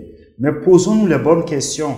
Est-ce que nous devons continuer dans cette séduction, dans ces raisonnements qui affaiblissent les chrétiens? Est-ce le même Christ que les apôtres adoraient, de sorte que même leur ombre, leurs robes guérissaient des malades? Mais nous, avec les jeûnes et les prières, les 40 de jeûnes et de prières, nos situations restent intactes. Comme les philosophes peuvent le dire, c'est une folie de faire tout la même chose et d'espérer un résultat différent. Il faut qu'on revienne à la vraie parole de Dieu. Autrement, nous serons dans la séduction. Et ce que je veux surtout ajouter, c'est que tu m'as parlé du concubinage. Le concubinage, c'est une porte terrible de destruction de nos destinées, la fornication, l'impudicité. Parce que tous ces concubinages, le Seigneur n'est pas dedans. Et c'est comme dans le monde des eaux, il y a un miroir là-bas. Ça fait qu'on connaît tous ceux qui sont dans ces concubinages, tous ces personnes qui n'ont pas une bonne vie. Comme déjà, on connaît déjà leur vie. Il y a des miroirs dans le monde des eaux. Comme il y a des caméras, il y a la vie de chacun des personnes dans le monde des eaux. Donc ça fait qu'on peut voir la vie des personnes. Et ceux qui sont dans ces concubinages, aussi, le Seigneur n'est pas dedans. C'est comme le Seigneur se retire parce que le Seigneur n'est pas dans ces choses. Et c'est la sirène des eaux qui prend le contrôle. Maintenant, quand elle est là, vous finissez de vous marier. Vous finissez de faire le concubinage, coucher ensemble, vous faites des enfants. Après ça, vous cherchez le mariage. Et puis pour avoir le mariage, c'est comme spirituellement, on a déjà pris le mariage. Parce que vous avez désobéi à la parole du Seigneur. Donc spirituellement, on a déjà pris le mariage. Donc ça fait que ces personnes, après les concubinages, ils vont vouloir chez le mariage. Ces personnes n'arrivent pas à trouver le mariage. Donc ces personnes ne se marient pas ces personnes restent comme ça jusqu'à la mort.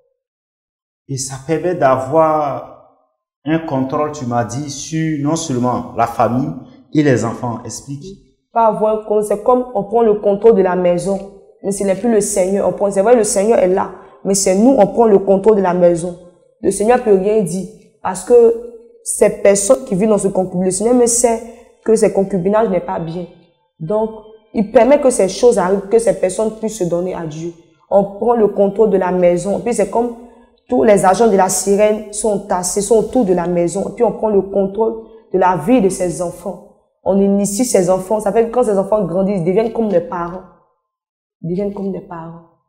Donc on prend le contrôle de la vie de ces personnes. Puis on utilise ces enfants pour pouvoir détruire la vie des parents. Et les personnes aussi, ils ne trouvent pas le Seigneur, puis ils meurent dans ces choses.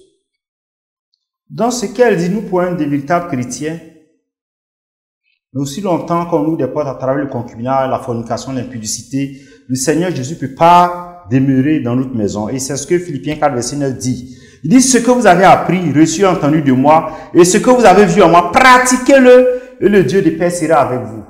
Autrement, le Dieu de paix ne peut pas être avec nous, lorsque nous nous trouvons dans l'impureté, et c'est la porte ouverte aux démons, aux sorciers. Maintenant, au niveau, tu m'as parlé aussi des semences. Qu'est-ce que vous faisiez avec les semences? Les semences aussi, on prend pour fabriquer des mèches, pour fabriquer aussi des pommades. Et puis aussi, tous ces habits, tout ce qui est faux. Tout ce qui est faux aussi. Déjà spirituellement, tous ces mèches sont les mèches qu'on voit sur la terre ici. Ce sont les cheveux de la sirène des eaux spirituellement. Puis ces faux ongles aussi, ce sont les ongles aussi de la sirène des eaux spirituellement. Ce sont les ongles de la sirène des eaux. Les faux ongles. Tout ce qui est faux sont les sémences des hommes qu'on prend pour fabriquer tout ce qui est faux. Et tout ce qui séduit aussi, parce qu'il y a des hommes aussi qui aiment beaucoup la séduction. Ils aiment beaucoup la séduction. Donc c'est eux-mêmes les sémences qu'on prend pour fabriquer tout ce qui séduit, tout ce qui est faux. On prend eux-mêmes les semences. Donc toutes sémences des hommes en dehors du mariage est systématiquement récupérée dans le monde spirituel. Que tu en sois conscient ou pas. Et quand c'est récupéré, la sirène utilise pour fabriquer tout ce qui est produit de beauté et de séduction.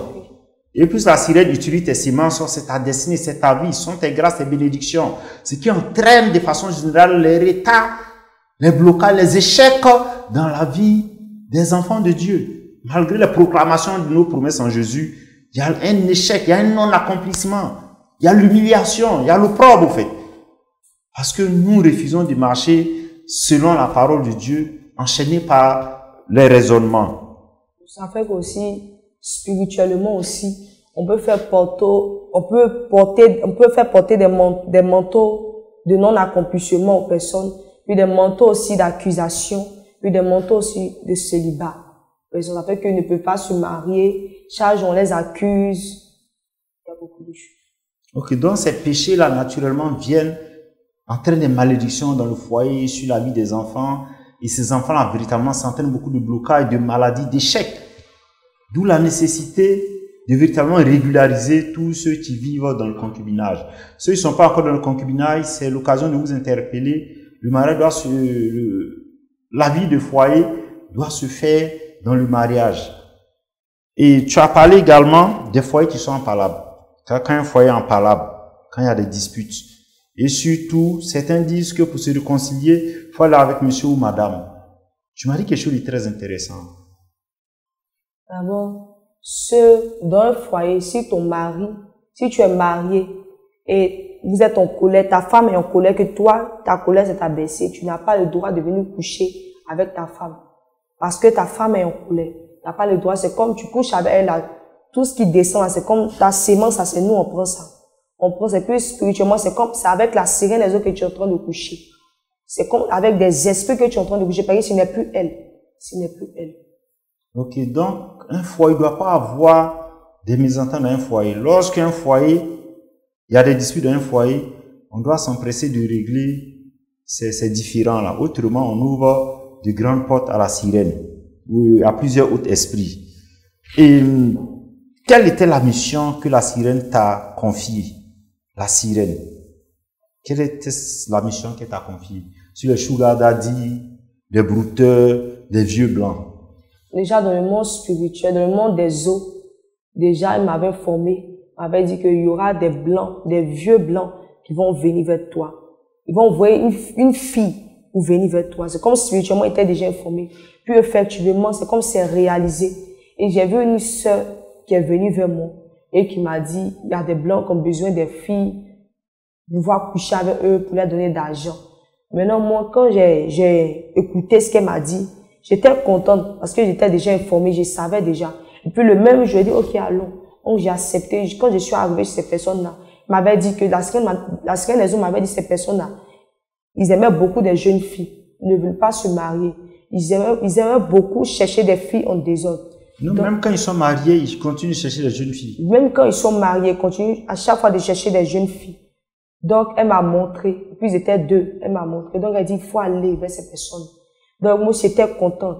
J'étais fait. Ça fait que tout ce qu'elle me disait de faire, j'obéissais à ça. Puis, j'étais prête pour elle. Donc, ça fait que je partais sans déception, sans peur, sans crainte. Je partais là-bas. Puis, je faisais normalement, bien. Puis, quand je finis, je prends l'argent de ces personnes. Je prends les grâces de ces personnes. Mais ces personnes aimaient beaucoup chercher des jeunes filles au quartier. Aimaient mariés qui sont mariés, mais ils cherchent beaucoup des filles. Ils cherchent plein de personnes. Donc, ça fait que je pouvais coucher avec ces personnes. Et quand je couchais avec ces personnes, je prends les étoiles, je prends leur argent. Après, quand je reviens encore derrière ces personnes encore, c'est comme, ils sentent que ça ne va pas. Ils sentent que je prends tout ce qui est bon d'eux. Ils sentent ça, mais ne peuvent pas me dire. Et moi, c'est comme spirituellement, je sais. Et puis, je ne reviens plus parce que j'ai déjà eu ce que je voulais. Voilà, tu m'as parlé aussi de la possession, du contrôle, de l'influence et des promesses de la sirène. C'est-à-dire, lorsque tu es en face d'un homme, tu sentais que c'était plus toi. Et tu avais une influence excessive sur les hommes. Souvent, quand je passe devant des hommes, c'est comme, je me sens plus quoi. Je sens que c'est une autre personne qui est en train de marcher à travers de moi. Qui est en train de marcher, ce n'est plus moi. C'est comme ma démarche change. Je sens qu'il y a quelqu'un en moi et qui est en train de faire. Avec tout ce qu'il fait, c'est comme ce n'est plus moi-même qui fait. Mais c'est comme un esprit qui est en moi, la sirène des eaux elle-même, qui fait la démarche, qui marche, qui séduit, qui fait. Avec mes mains là, chaque fois, ça restait comme ça.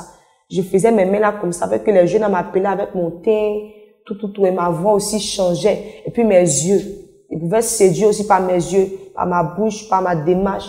Tout mon corps me séduisait. Ça fait que ces hommes ne pouvaient pas résister. Quand ils me voyaient comme ça, ils venaient. Mais à chaque fois, quand je rentre à la maison, je vois que je suis normale. Devant, en face de mes soeurs, en face de mes parents, je vois que je suis normale. Mais quand je sors, que je vois un homme, un joli gars, au Dieu, je sais qu'il a déjà l'argent, je sais qu'il a l'argent.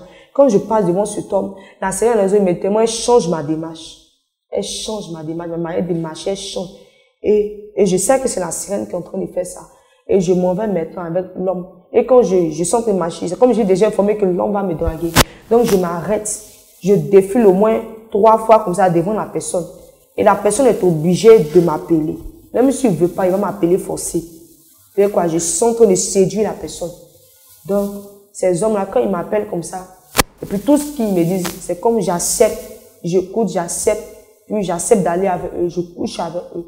Et que tous ces gars qui me draguaient là, je ne pouvais pas refuser. Parce que j'aimais ça. L'amour de la sirène des eaux était tellement dans mon cœur. Avec une journée comme ça, il pouvait sortir plusieurs gars. Parce que j'aimais ça. Parce qu'elle voulait me rendre star. Elle voulait me là, rendre... on va en arriver là tout à l'heure, les promesses de la sirène. Tu as dit qu'elle changeait même ta forme. C'est-à-dire, aux yeux de tes parents, tu es la petite fille qu'on voit. Mais quand les hommes te voient, ils avaient une autre perception de toi. Ouais, elle change ma forme. Souvent, quand elle voit un homme, elle sait que cet homme qui est là, c'est pas comme ça il veut. Donc, elle va changer ma forme pour me rendre encore plus belle, pour faire tirer mes yeux. Mais si cet homme-là aimait beaucoup les yeux des filles, il aimait beaucoup la séduction, il aimait beaucoup les belles filles, il était beaucoup attiré par des filles. Elle va me faire bien de la manière que cet homme-là aime là, ce genre de fille que cet homme-là aime là. Elle va me donner la forme, c'est la forme, elle va me donner. Et puis ce gars, il tombe maintenant dans le piège et il est envoûté maintenant. Et quand il est envoûté maintenant, c'est comme spirituellement, je couche avec lui. Même s'il ne m'a pas appelé, spirituellement, je couche avec lui. Et physiquement, c'est comme cet homme-là. C'est comme il est déjà envoûté, il peut plus se contenir, il est déjà envoûté. Ça fait qu'il est obligé de me draguer, il est obligé de me chercher. C'est-à-dire spirituellement, tu peux coucher avec quelqu'un par les mauvaises pensées, par la convoitise, avant de coucher physiquement. Et ça a le même impact ou le même effet. C'est le même effet. C'est-à-dire, tu avais deux faces au fait, deux visages. Avec la perception qu'on avait physiquement, normalement, quand tu n'es pas possédé par la sirène. Lorsque la sirène prend possession de ton être, de ton corps, on te voyait autrement. Oui, on me voyait autrement. Quand la sirène les autres prend possession de mon corps, c'est comme, ce n'est plus moi-même. Ce n'est plus moi-même. Mais c'est elle qui est là. Ça veut dire que je sens qu'elle est là. Je sens que c'est elle qui prend le contrôle de mon corps, ma démarche. Maintenant qu'elle quitte, je sens que je deviens faible. Je deviens faible. Ok. Et quelles étaient les promesses de la sirène? Elle m'avait dit que j'allais être sa deuxième fille en Côte d'Ivoire. Et puis je devais être Miss Monde. Ça a été le cas ou ça n'a pas été le cas? Tu étais sa deuxième fille? J'étais sa deuxième fille. Okay. Mais je devais être star. Et c'est, voilà, le Seigneur m'a emmené. Et Dieu t'a promis d'être célèbre, d'être Miss. Déjà, tu participais au concours de Miss déjà dans ton quartier. Je participais. Et puis elle m'avait dit, elle allait emmener un homme parce que j'aimais beaucoup écouter la sirène. Tout ce qu'elle me disait de faire, je faisais. Donc elle m'a dit, avant d'envoyer un homme vers moi. Et puis je vais exercer maintenant. Donc quand cet homme-là est venu vers moi physiquement, qu'il est venu s'approcher vers moi, et il a commencé à m'apprécier, que tu es grand détail, tu es bien, que tu vas travailler. Quand tu vas travailler, tu vas avoir beaucoup d'argent. Maintenant, moi, je savais, comme spirituellement, j'étais déjà informée. Donc, je savais, j'étais contente, j'étais heureuse, je sautais quand j'étais heureuse. J'étais heureuse. Et c'est dans ça. Et cet homme-là, il voulait pour mon numéro, mais j'avais pas de téléphone. J'avais pas de téléphone, mais j'apprenais au quartier, dans les écoles, j'apprenais à marcher. Souvent, je marchais avec des hommes. Même étant dans la maison, je porte des talons. Ça fait que spirituellement, là, j'apprenais ça. J'apprenais à marcher, j'apprenais à bien me comporter. Donc, c'est dans ça maintenant. Elle m'a nommé deuxième fille.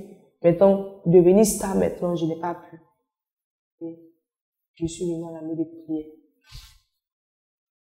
Peuple de Dieu, la parole de Dieu nous recommande de ne pas aimer le monde, ni toutes ces choses qui sont dans le monde.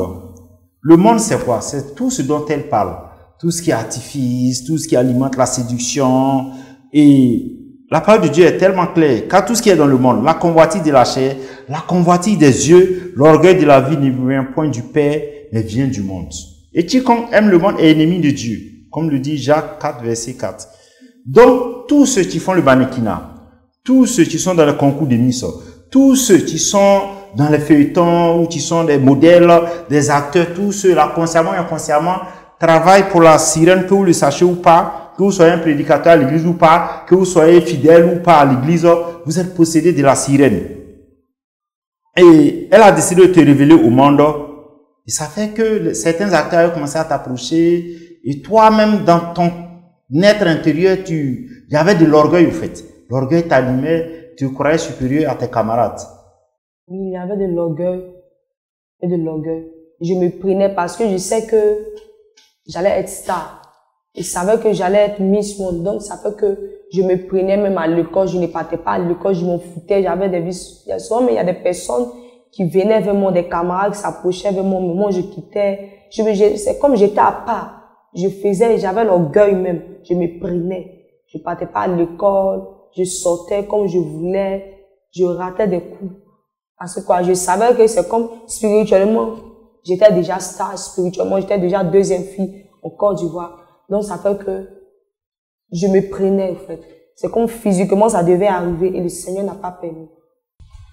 Maintenant, tu as donné un élément très important. C'est qu'au début, quand tu as commencé à porter les ornements, les bijoux et autres, les faux cils, les faux ongles, tu avais peur de rentrer à la maison avec.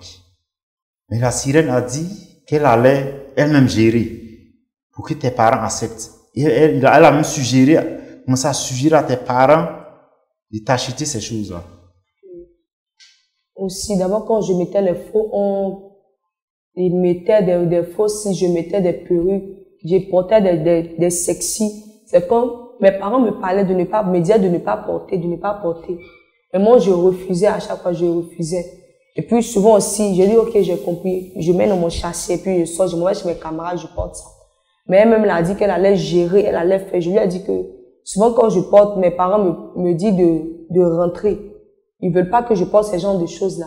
Donc, la sirène des eaux, c'est comme spirituellement, elle a aveuglé mon père, elle a aveuglé ma mère, elle a aveuglé mes sœurs. Ça fait que tout le monde était aveuglé. Ça veut que je pouvais porter tout ce que je voulais.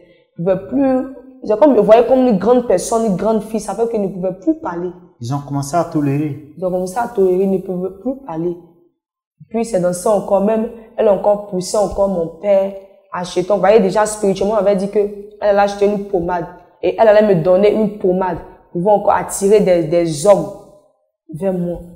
Pour pouvoir encore plus travailler encore.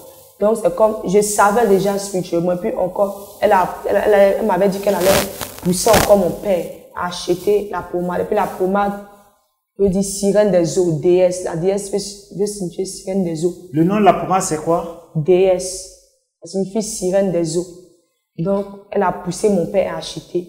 Et comme mon père a acheté maintenant, il m'a donné. Et j'ai mis sur mon... D'abord, quand j'ai vu, j'avais su déjà que c'était la sirène des eaux. La sirène des eaux qui m'avait donné ça. Et quand j'ai mis cette pommade-là, vraiment, mon teint a changé. Je suis devenue encore plus claire. Mon teint a changé. Quand ces hommes, déjà même, quand je suis de loin, et quand ces hommes-là me voient, ils ne peuvent plus résister à cause de mon teint, seulement à cause de mon teint. Et quoi, c'était pas moi, mais c'était la sirène des eaux qui brillait. Et puis quand ils viennent vers moi, ils causent avec moi, ces hommes-là, c'est comme j'attire des personnes vers moi.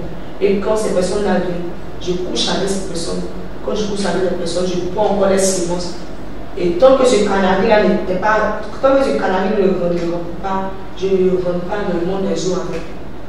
Ça doit se remplir d'abord que je parte avec ce canari. Peuple de Dieu, ce n'est pas les artifices de la sirène ni de Jézabel qui nous rendent beaux ou belles. Parce que Dieu nous a fait de peu inférieurs à lui et nous a couronnés de gloire et de magnificence. Je vous invite à apprécier le teint de la servante de Dieu. C'est débarrasser des pommades, c'est débarrasser de tout ce qui peut contribuer à la rendre belle artificiellement. Quand nous vivons réellement dans la présence de Dieu, après une bonne délivrance, notre teint retrouve son éclat, son rayonnement naturel tel que Dieu nous a créé. C'est pourquoi nous pouvons le constater. Même sur le visage, il y a l'huile. Vous voyez un peu? Et toutefois qu'on abandonne cette nature de Dieu, ce naturel-là, nous n'avons pas la domination sur les œuvres des mains de l'Éternel. Et nous ne pouvons pas avoir toutes ces choses-là sous nos pieds. Ça vient nous dégrader spirituellement. Ça vient nous ôter notre autorité spirituelle. Quand nous refusons de nous dépouiller du monde et de tout ce que le monde renferme comme séduction, nous nous dépouillons gratuitement au profit des démons, au profit du diable. Peuple de Dieu, nous avons intérêt à nous dépouiller. C'est pas l'évangile d'un homme, c'est pas l'évangile d'une communauté, mais c'est ce que la parole de Dieu nous recommande. Aussi longtemps que nous allons nous accrocher au monde, nous nous dépouillons de notre autorité. Dieu nous a créés pour qu'on nous dominons, pour dominer sur les œuvres de ses mains. Mais si aujourd'hui nous avons perdu cette autorité, c'est parce que nous avons opté de suivre le diable et ses séductions, qui sont subtiles, parce que ça fait des siècles que nous courons derrière ces vanités-là, et c'est difficile de nos jours de nous détacher de ces choses. Maintenant, qu'est-ce qui s'est passé pour que tu viennes à la délivrance, ou que tes parents décident de t'envoyer à la délivrance? D'abord, mes parents m'avaient dit qu'on venait chez une de leurs sœurs à Cocodimbadon. Et moi, c'est comme spirituellement, j'étais déjà informée. Je savais que c'était pas là-bas, on partait. Je savais, mais je voulais me jouer un peu les dus. Mais je refusais. Après, je me suis dit, maman, tu es sûre que c'est chez ta sœur qu'on s'en va? Elle m'a dit oui. Ça fait que moi, j'étais étonnée. Je ne croyais pas, parce que mon papa n'aimait pas qu'on voyage. Il n'aimait pas qu'on voyage. Ça fait que moi, j'étais tout dans la maison, je ne pouvais pas voyager. Donc, vraiment, j'étais étonnée. Et c'est comme quand on partait, on arrangeait mes bagages, tout. J'étais habillée. Quand je partais, c'est comme les esprits me parlent, disent de ne pas partir, faut fuir. Saint-Valentin arrive là.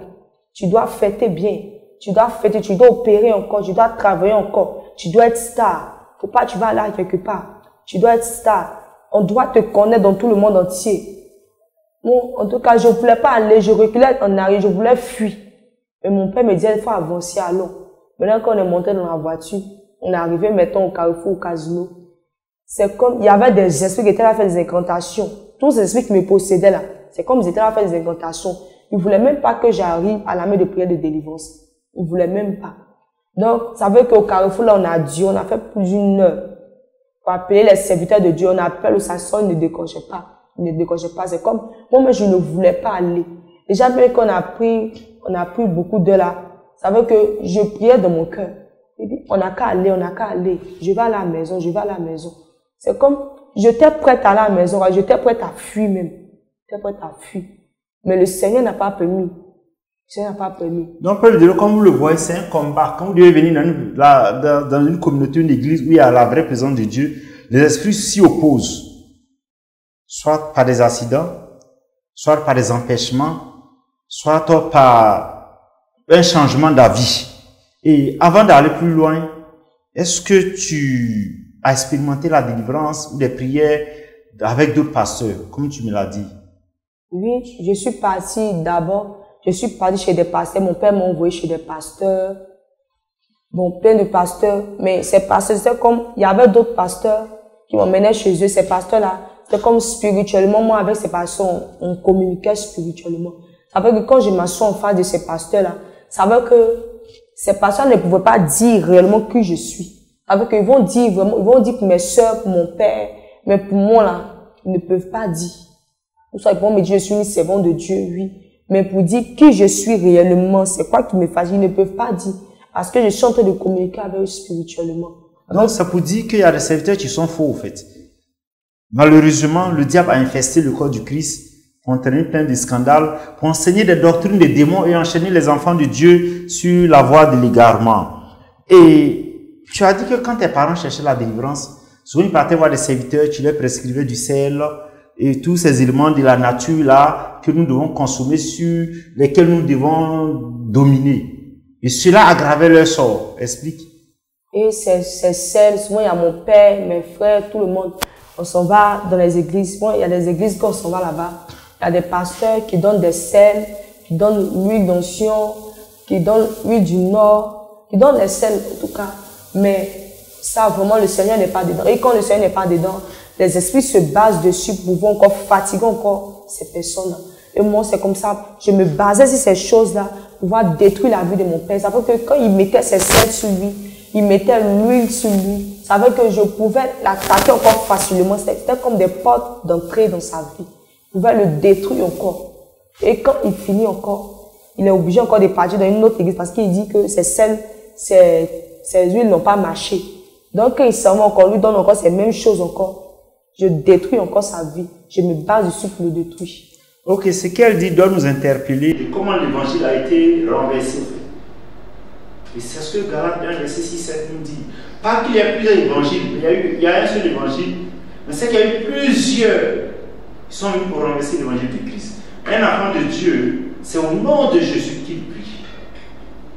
Il dit en mon nom, vous chasserez les démons. L'alignement dit au nom des chapelets, des crucifixes, des talites, des bougies, de l'eau bénite. C'est vrai que Dieu peut inspirer occasionnellement des actions prophétiques. Dieu peut te dire en passant comme ça, prends le sel pour prier une fois. Mais lorsque nous répétons ces pratiques-là, ça devient de l'idolâtrie. C'est comme si notre foi se base sur ces éléments de la nature-là et non plus sur le nom de Jésus. Dieu ne partage pas sa gloire. Encore moins avec sa maman, ses frères et sœurs, encore moins un saint, un apôtre. Non, c'est au nom de Jésus. Tout ce que vous demanderez en mon nom, je vous l'accorderai. Et les apôtres, on y a dit, même les démons nous sont soumis en temps.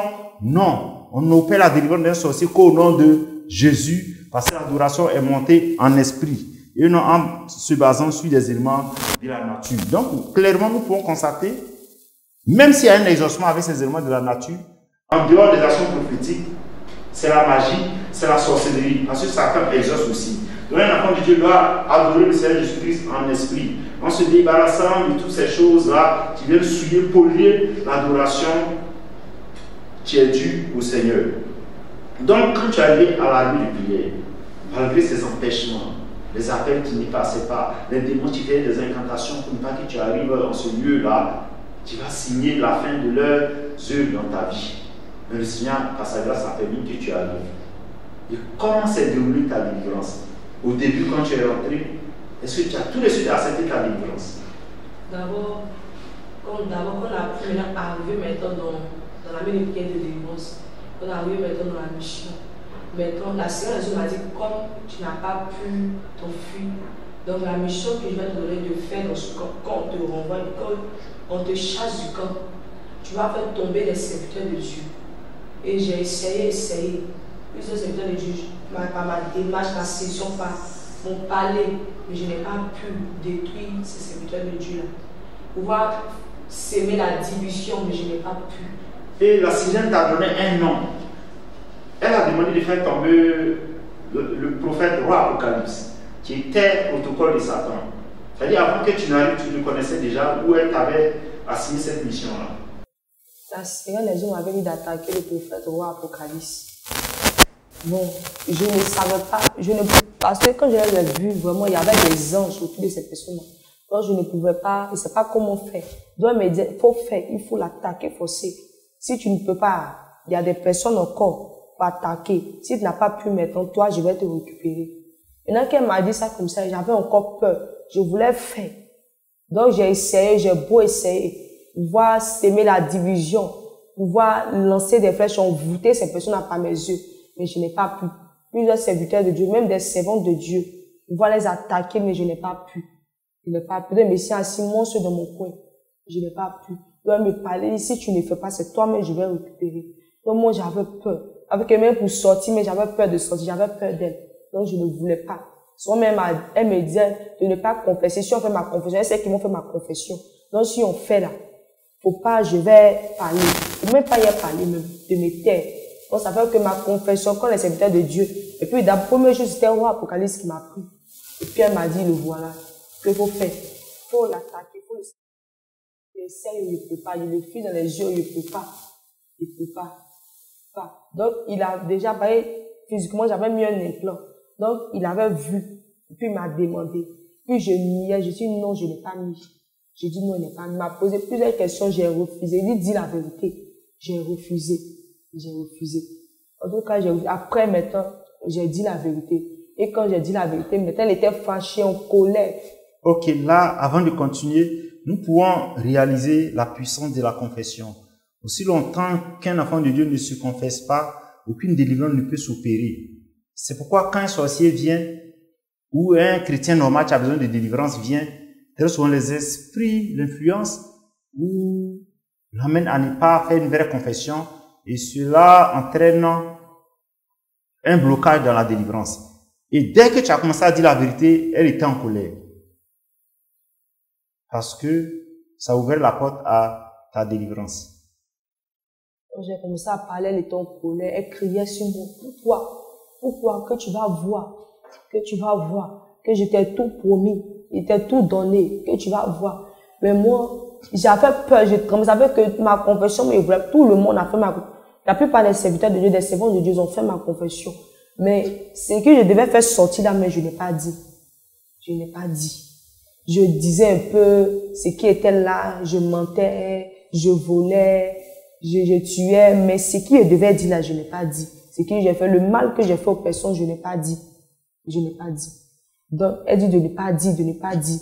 Que si je dis pas là, ils vont me chasser, ils vont dire de partir à la maison, comme je suis pas encore prête à de partir. Donc, ça veut que je pouvais même pas parler même. Je parlais pas. Comme elle avait fermé ma bouche même, je ne pouvais pas parler. Donc, je suis restée là jusqu'à... Au fait, ce qu'on peut constater, c'est que il y avait des menaces. Quand tu as commencé à faire ta confession, il y avait des menaces. Donc, dans le spirituel, quand quelqu'un décide de quitter la sorcellerie, le monde spirituel se lève contre lui. Explique. Quand une personne essaie de quitter la sorcellerie, c'est comme ils attendent ces personnes au carrefour.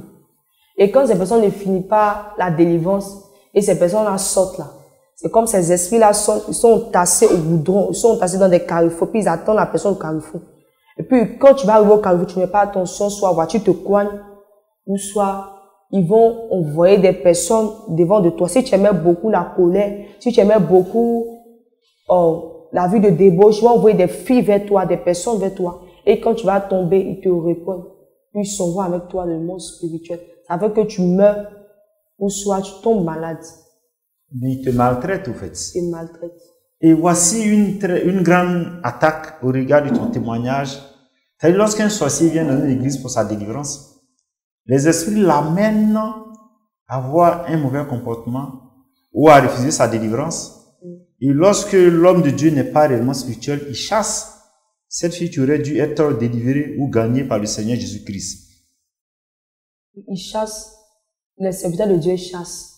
Parce que souvent, il y a des églises comme ça, où il y a des personnes qui viennent chez les délivrances. Et quand ces personnes-là sont dans la sorcellerie, ils voient que ces personnes ont dû comme ça. Donc les esprits-là ont fait tout possible pour ne pas que ces personnes-là confessent. Et quand ces personnes-là ne confessent pas, les pasteurs, les apôtres sont obligés de chasser ces personnes-là, qui partent ailleurs. Et ces personnes-là sont obligées de fuir. Les esprits vont pousser ces personnes à fuir, aller ailleurs. Et le diable récupère ces personnes-là. Il les grade davantage. Ok, et ta délivrance, c'est au bout de combien de mois tu as accepté finalement d'abandonner la sorcellerie et de faire une bonne confession? Je suis venue à la maison de prière en 2023. Et quand je suis arrivée, je ne voulais pas ma délivrance. Je ne voulais pas ma délivrance. J'étais beaucoup avec des groupes de filles. C'est comme nous, on ne voulait pas. Souvent, on se cachait, puis on sortait. Parce qu'on ne pouvait pas faire dans le camp. On ne pouvait pas. Souvent, on sort du camp, ça va faire des bêtises, et puis on revient encore dans le camp. Donc, quand on revient encore, le Seigneur révèle. Mais nous, à chaque fois, on mentait, parce qu'on n'était pas prêts. Puis le lémi, c'est comme spirituellement, il avait changé nos cœurs. Donc, ça fait que l'amour de la sorcellerie était tellement fort dans notre cœur, l'amour de la sirène était tellement fort dans notre cœur. Donc, ça fait que on ne pouvait pas réellement quitter la sorcellerie. On était beaucoup attachés à ça. Beaucoup attachés à ça. Et c'est quand j'ai vu qu'il y a des personnes qui sont délivrées. C'est comme le Seigneur me parlait. Je regardais ces personnes, ils sont délivrées, ils sont en train de vivre, ils sont en train de servir Dieu, ils sont à l'aise, ils deviennent bien. Quand je me regarde et je vois que c'est pas la même chose là. Donc il dit, je vais aller dans un autre coin. Mais c'était la maison de prière de délivrance en Jésus-Christ à Daloa. Et quand je suis arrivée là-bas, vraiment, le Seigneur se manifestait parce que ces groupes de filles qui m'empêchaient là, que la Seigneur ont passé à travers ces filles pour m'empêcher là. Ces filles-là, je me suis séparée d'eux. Et quand je suis arrivée, il y avait de nouvelles personnes à Daloa. Quand je suis arrivée maintenant, à la grâce de Dieu, le Seigneur m'a délivrée et j'ai confessé tout ce que j'avais à dire. J'ai dit tout. Je n'ai pas laissé un. J'ai dit tout ce que j'ai fait, comment je me suis comportée, comment j'ai pratiqué. J'ai dit tout en détail, en détail. Et par la grâce de Dieu, le Seigneur, il m'a fait cette grâce. Il m'a montré son amour, sa fidélité et il m'a délivré. Et j'ai commencé à faire son œuvre à Daloa. La parole de Dieu nous dit clairement, celui qui avoue ses transgressions et les délaisse obtient miséricorde. Aussi longtemps que nous ne délaissons pas nos péchés, nos transgressions, nous ne faisons pas une bonne confession, aucune délivrance réelle ne peut s'opérer. Et Jacques 4, verset 16 nous dit clairement, confessez donc vos péchés les uns aux autres, priez les uns pour les autres afin que vous soyez guéris. La prière du juste a une grande efficacité. Aujourd'hui, celle qui était une malédiction pour sa famille, celle qui était utilisée par le diable, par des dizaines de démons, par la sirène qui volait les grâces, qui détruisait des vies, aujourd'hui est devenue servante du Seigneur Jésus-Christ. À travers une armée, tu se disposes, tu se sanctifies corps, âme et esprit. Qu'est-ce que tu veux dire aux sorciers et même aux chrétiens, même à certains pasteurs? Comme tu me l'as dit ici, il y a des pasteurs que tu arrivais à attaquer. Tu avais accès à la vie de certains pasteurs. Qu'est-ce que tu veux dire au niveau de la sanctification du dépouillement? D'abord, je veux dire merci à Dieu vraiment parce qu'il m'a délivré du monde des ténèbres, du monde des eaux. Je veux lui rendre toute la gloire. Je veux dire merci à Dieu. Et encore, vous dire aux pasteurs encore, vraiment, qui sont beaucoup attirés encore par des jeunes filles, qui sont mariées, mais qui aiment encore beaucoup des jeunes filles, qui cherchent des filles en désordre. Vraiment, ce n'est pas une bonne chose. Toi, vraiment, qui se trouve vraiment dans ces choses-là, vraiment, il faut t'éloigner de ces choses-là. Parce que ces choses-là viennent de la sirène. Et quand tu tu fais ce genre de choses, c'est comme la sirène, elles ont l'autorité sur ta vie. Ces esprits ont l'autorité sur ta vie. Ça fait que tu ne peux pas. Tu vas beau travailler, tu vas beau faire des choses, mais c'est comme ça ne va pas avancer. Ça fait que tu vas tourner en rond. Parce que quand toi-même tu souffres, tu vas tourner en rond. Mais ça va rien changer. Tant que tu vas passer par une délivrance, ça va rien changer. Et que ces personnes aussi vraiment qui demandent beaucoup à l'école, ces élèves qui ont demandé beaucoup à l'école, en classe, demander la nourriture des camarades. En tout cas, ces choses, non, c'est pas ça, parce que j'aimais beaucoup faire ce genre de choses. Non, c'est pas ça que ma tante m'a initié. Et ces personnes qui sont dans ces choses-là, vraiment, je leur dis, je leur supplie de laisser ces genres de choses-là. Parce que ce n'est pas bien. Et quand tu es possédé, vraiment, c'est comme ces esprits-là sont autour de ta vie. C'est comme les anges ne sont pas là, les anges ne sont plus là. Mais ce sont des esprits-là qui sont gardiens de ta vie, qui sont là, qui te contrôlent. Ça fait que tu ne peux pas réussir à l'école. Ça fait que tu ne peux pas avancer. Et puis tu ne respectes pas, tu désobéis. Puis ça, ce n'est pas bien. Devant le Seigneur, donc je dis aux personnes de laisser, de se séparer et d'accepter Jésus réellement, de se donner vraiment au Seigneur Jésus-Christ. Et ceux aussi qui sont dans ces concubinages, vraiment, qui font des rapports hors mariage aussi, le Seigneur vraiment n'est pas dans ces choses-là. Et quand tu fais des rapports hors mariage, c'est comme la sirène des eaux a l'autorité sur ta vie. Elle se bat sur ça pour pouvoir te détruire, pour pouvoir t'attaquer. Ça veut que tu ne peux pas avancer, tu ne peux pas te marier. Parce que c'est que le Seigneur n'est pas dedans. Si ça, la sirène des eaux se base. Donc vraiment, vous devez vous séparer de ces choses et vraiment marcher comme le Seigneur veut. Et tous les artifices de la sirène des eaux, les assoirs de la sirène des eaux, les mèches, tout ça, ce n'est pas bien. Et quand tu fais ça, c'est comme la sirène des eaux est ton gardien. C'est comme elle est là. Tout ce que tu vas faire là, elle est là, elle te regarde. Ça veut qu'elle a le contrôle sur ta vie. Tu veux faire aller partout. Ils vont prier pour toi. Comment prier? Envoyer le feu. Elle est là. Parce que ces choses que tu as mis sur toi, ça l'appartient. Même étant, tu viens dans une église pour venir faire ta dévotion, ils t'ont dit que ces choses-là ne sont pas bien. Ces choses-là vraiment appartiennent à la sirène des eaux. Et tu enlèves tout ce qui est sur toi. Maintenant, en toi, sous ton habit, il y a des baillards qui sont là. Avec elle peut pas, elle va se bailler ça pour ne pas te laisser. Elle va dire que tu as mis ça, donc elle ne peut pas quitter. Donc elle ne peut pas. Donc il veut dire aux gens qui ont des mèches, qui ont des boucles d'oreilles, c'est comme des caméras spirituelles. Dit aux personnes d'enlever ces genres de choses et de donner réellement, de marcher dans la sanctification et de donner réellement sa vie au Seigneur Jésus-Christ. Peuple de Dieu, nous venons d'écouter un témoignage très édifiant. Tu nous instruis sur la vie chrétienne. La vie chrétienne n'est pas une vie de séduction. La vie chrétienne n'est pas de la blague. Nous devons cesser de nous conformer au monde, à ce siècle présent, comme le dit Romains 12, verset 1. Nous devons nous séparer du monde et de ses séductions. Autrement, les promesses liées à la vie chrétienne seront comme un conte de fées, seront comme un rêve. Nous avons reçu force, pouvoir et autorité sur tous les démons. Mais si aujourd'hui nous ne pouvons pas exercer cette autorité, c'est qu'il y a une corruption dans notre adoration. C'est qu'il y a quelque chose qui ne va pas et nous devons chercher à voir de près ce qui ne va pas et quitter les raisonnements. C'est pourquoi toi tu me suis, que tu sois pasteur ou pas. Voilà comment une fille, une femme qui se dit servante de Dieu, chrétienne doit s'habiller. Nous devons nous habiller avec décence, modestie. Et notre habillement doit être pudique. C'est-à-dire, il ne doit pas attirer, ne doit pas séduire, ne doit pas laisser transparaître nos rondeurs, nos formes pour séduire, pour attirer le regard. Autrement, nous pouvons réciter tous les versets bibliques, mais ces promesses de Dieu ne se rattacheront jamais à nos vies. C'est pourquoi 1 Corinthiens 11, verset dit quoi? C'est pourquoi la femme à cause des ans doit avoir sur la tête une marque de l'autorité dont elle dépend. Et cette marque de l'autorité, c'est le voile. Dans le verset 13 de 1 Corinthiens 11, jugez en vous-même, est-il convenable qu'une femme prie Dieu sans être voilée et non sans avoir de cheveux? Parce que certains prennent le voile comme la chevelure. C'est pas la chevelure. Donc, une servante de Dieu doit porter le voile. Une chrétienne doit porter le voile. Dans le règne spirituel, c'est comme une protection, c'est comme un feu. Et cela fait que réellement, nous pouvons avoir une protection optimale, une puissance qui nous accompagne. Et si quelqu'un se plaît à contester cela, un enfant de Dieu ne peut pas. C'est ce que l'apôtre Paul nous dit dans 1 Corinthiens 11, verset 16. Une église qui vient de Dieu, tu ne fais plus de débat sur ces choses élémentaires. Parce que nous sommes instruits naturellement. Parce que le Saint-Esprit nous convainc que ces choses-là ne glorifient pas le nom du Seigneur Jésus-Christ, ou ne sont pas conformes à la volonté de Dieu.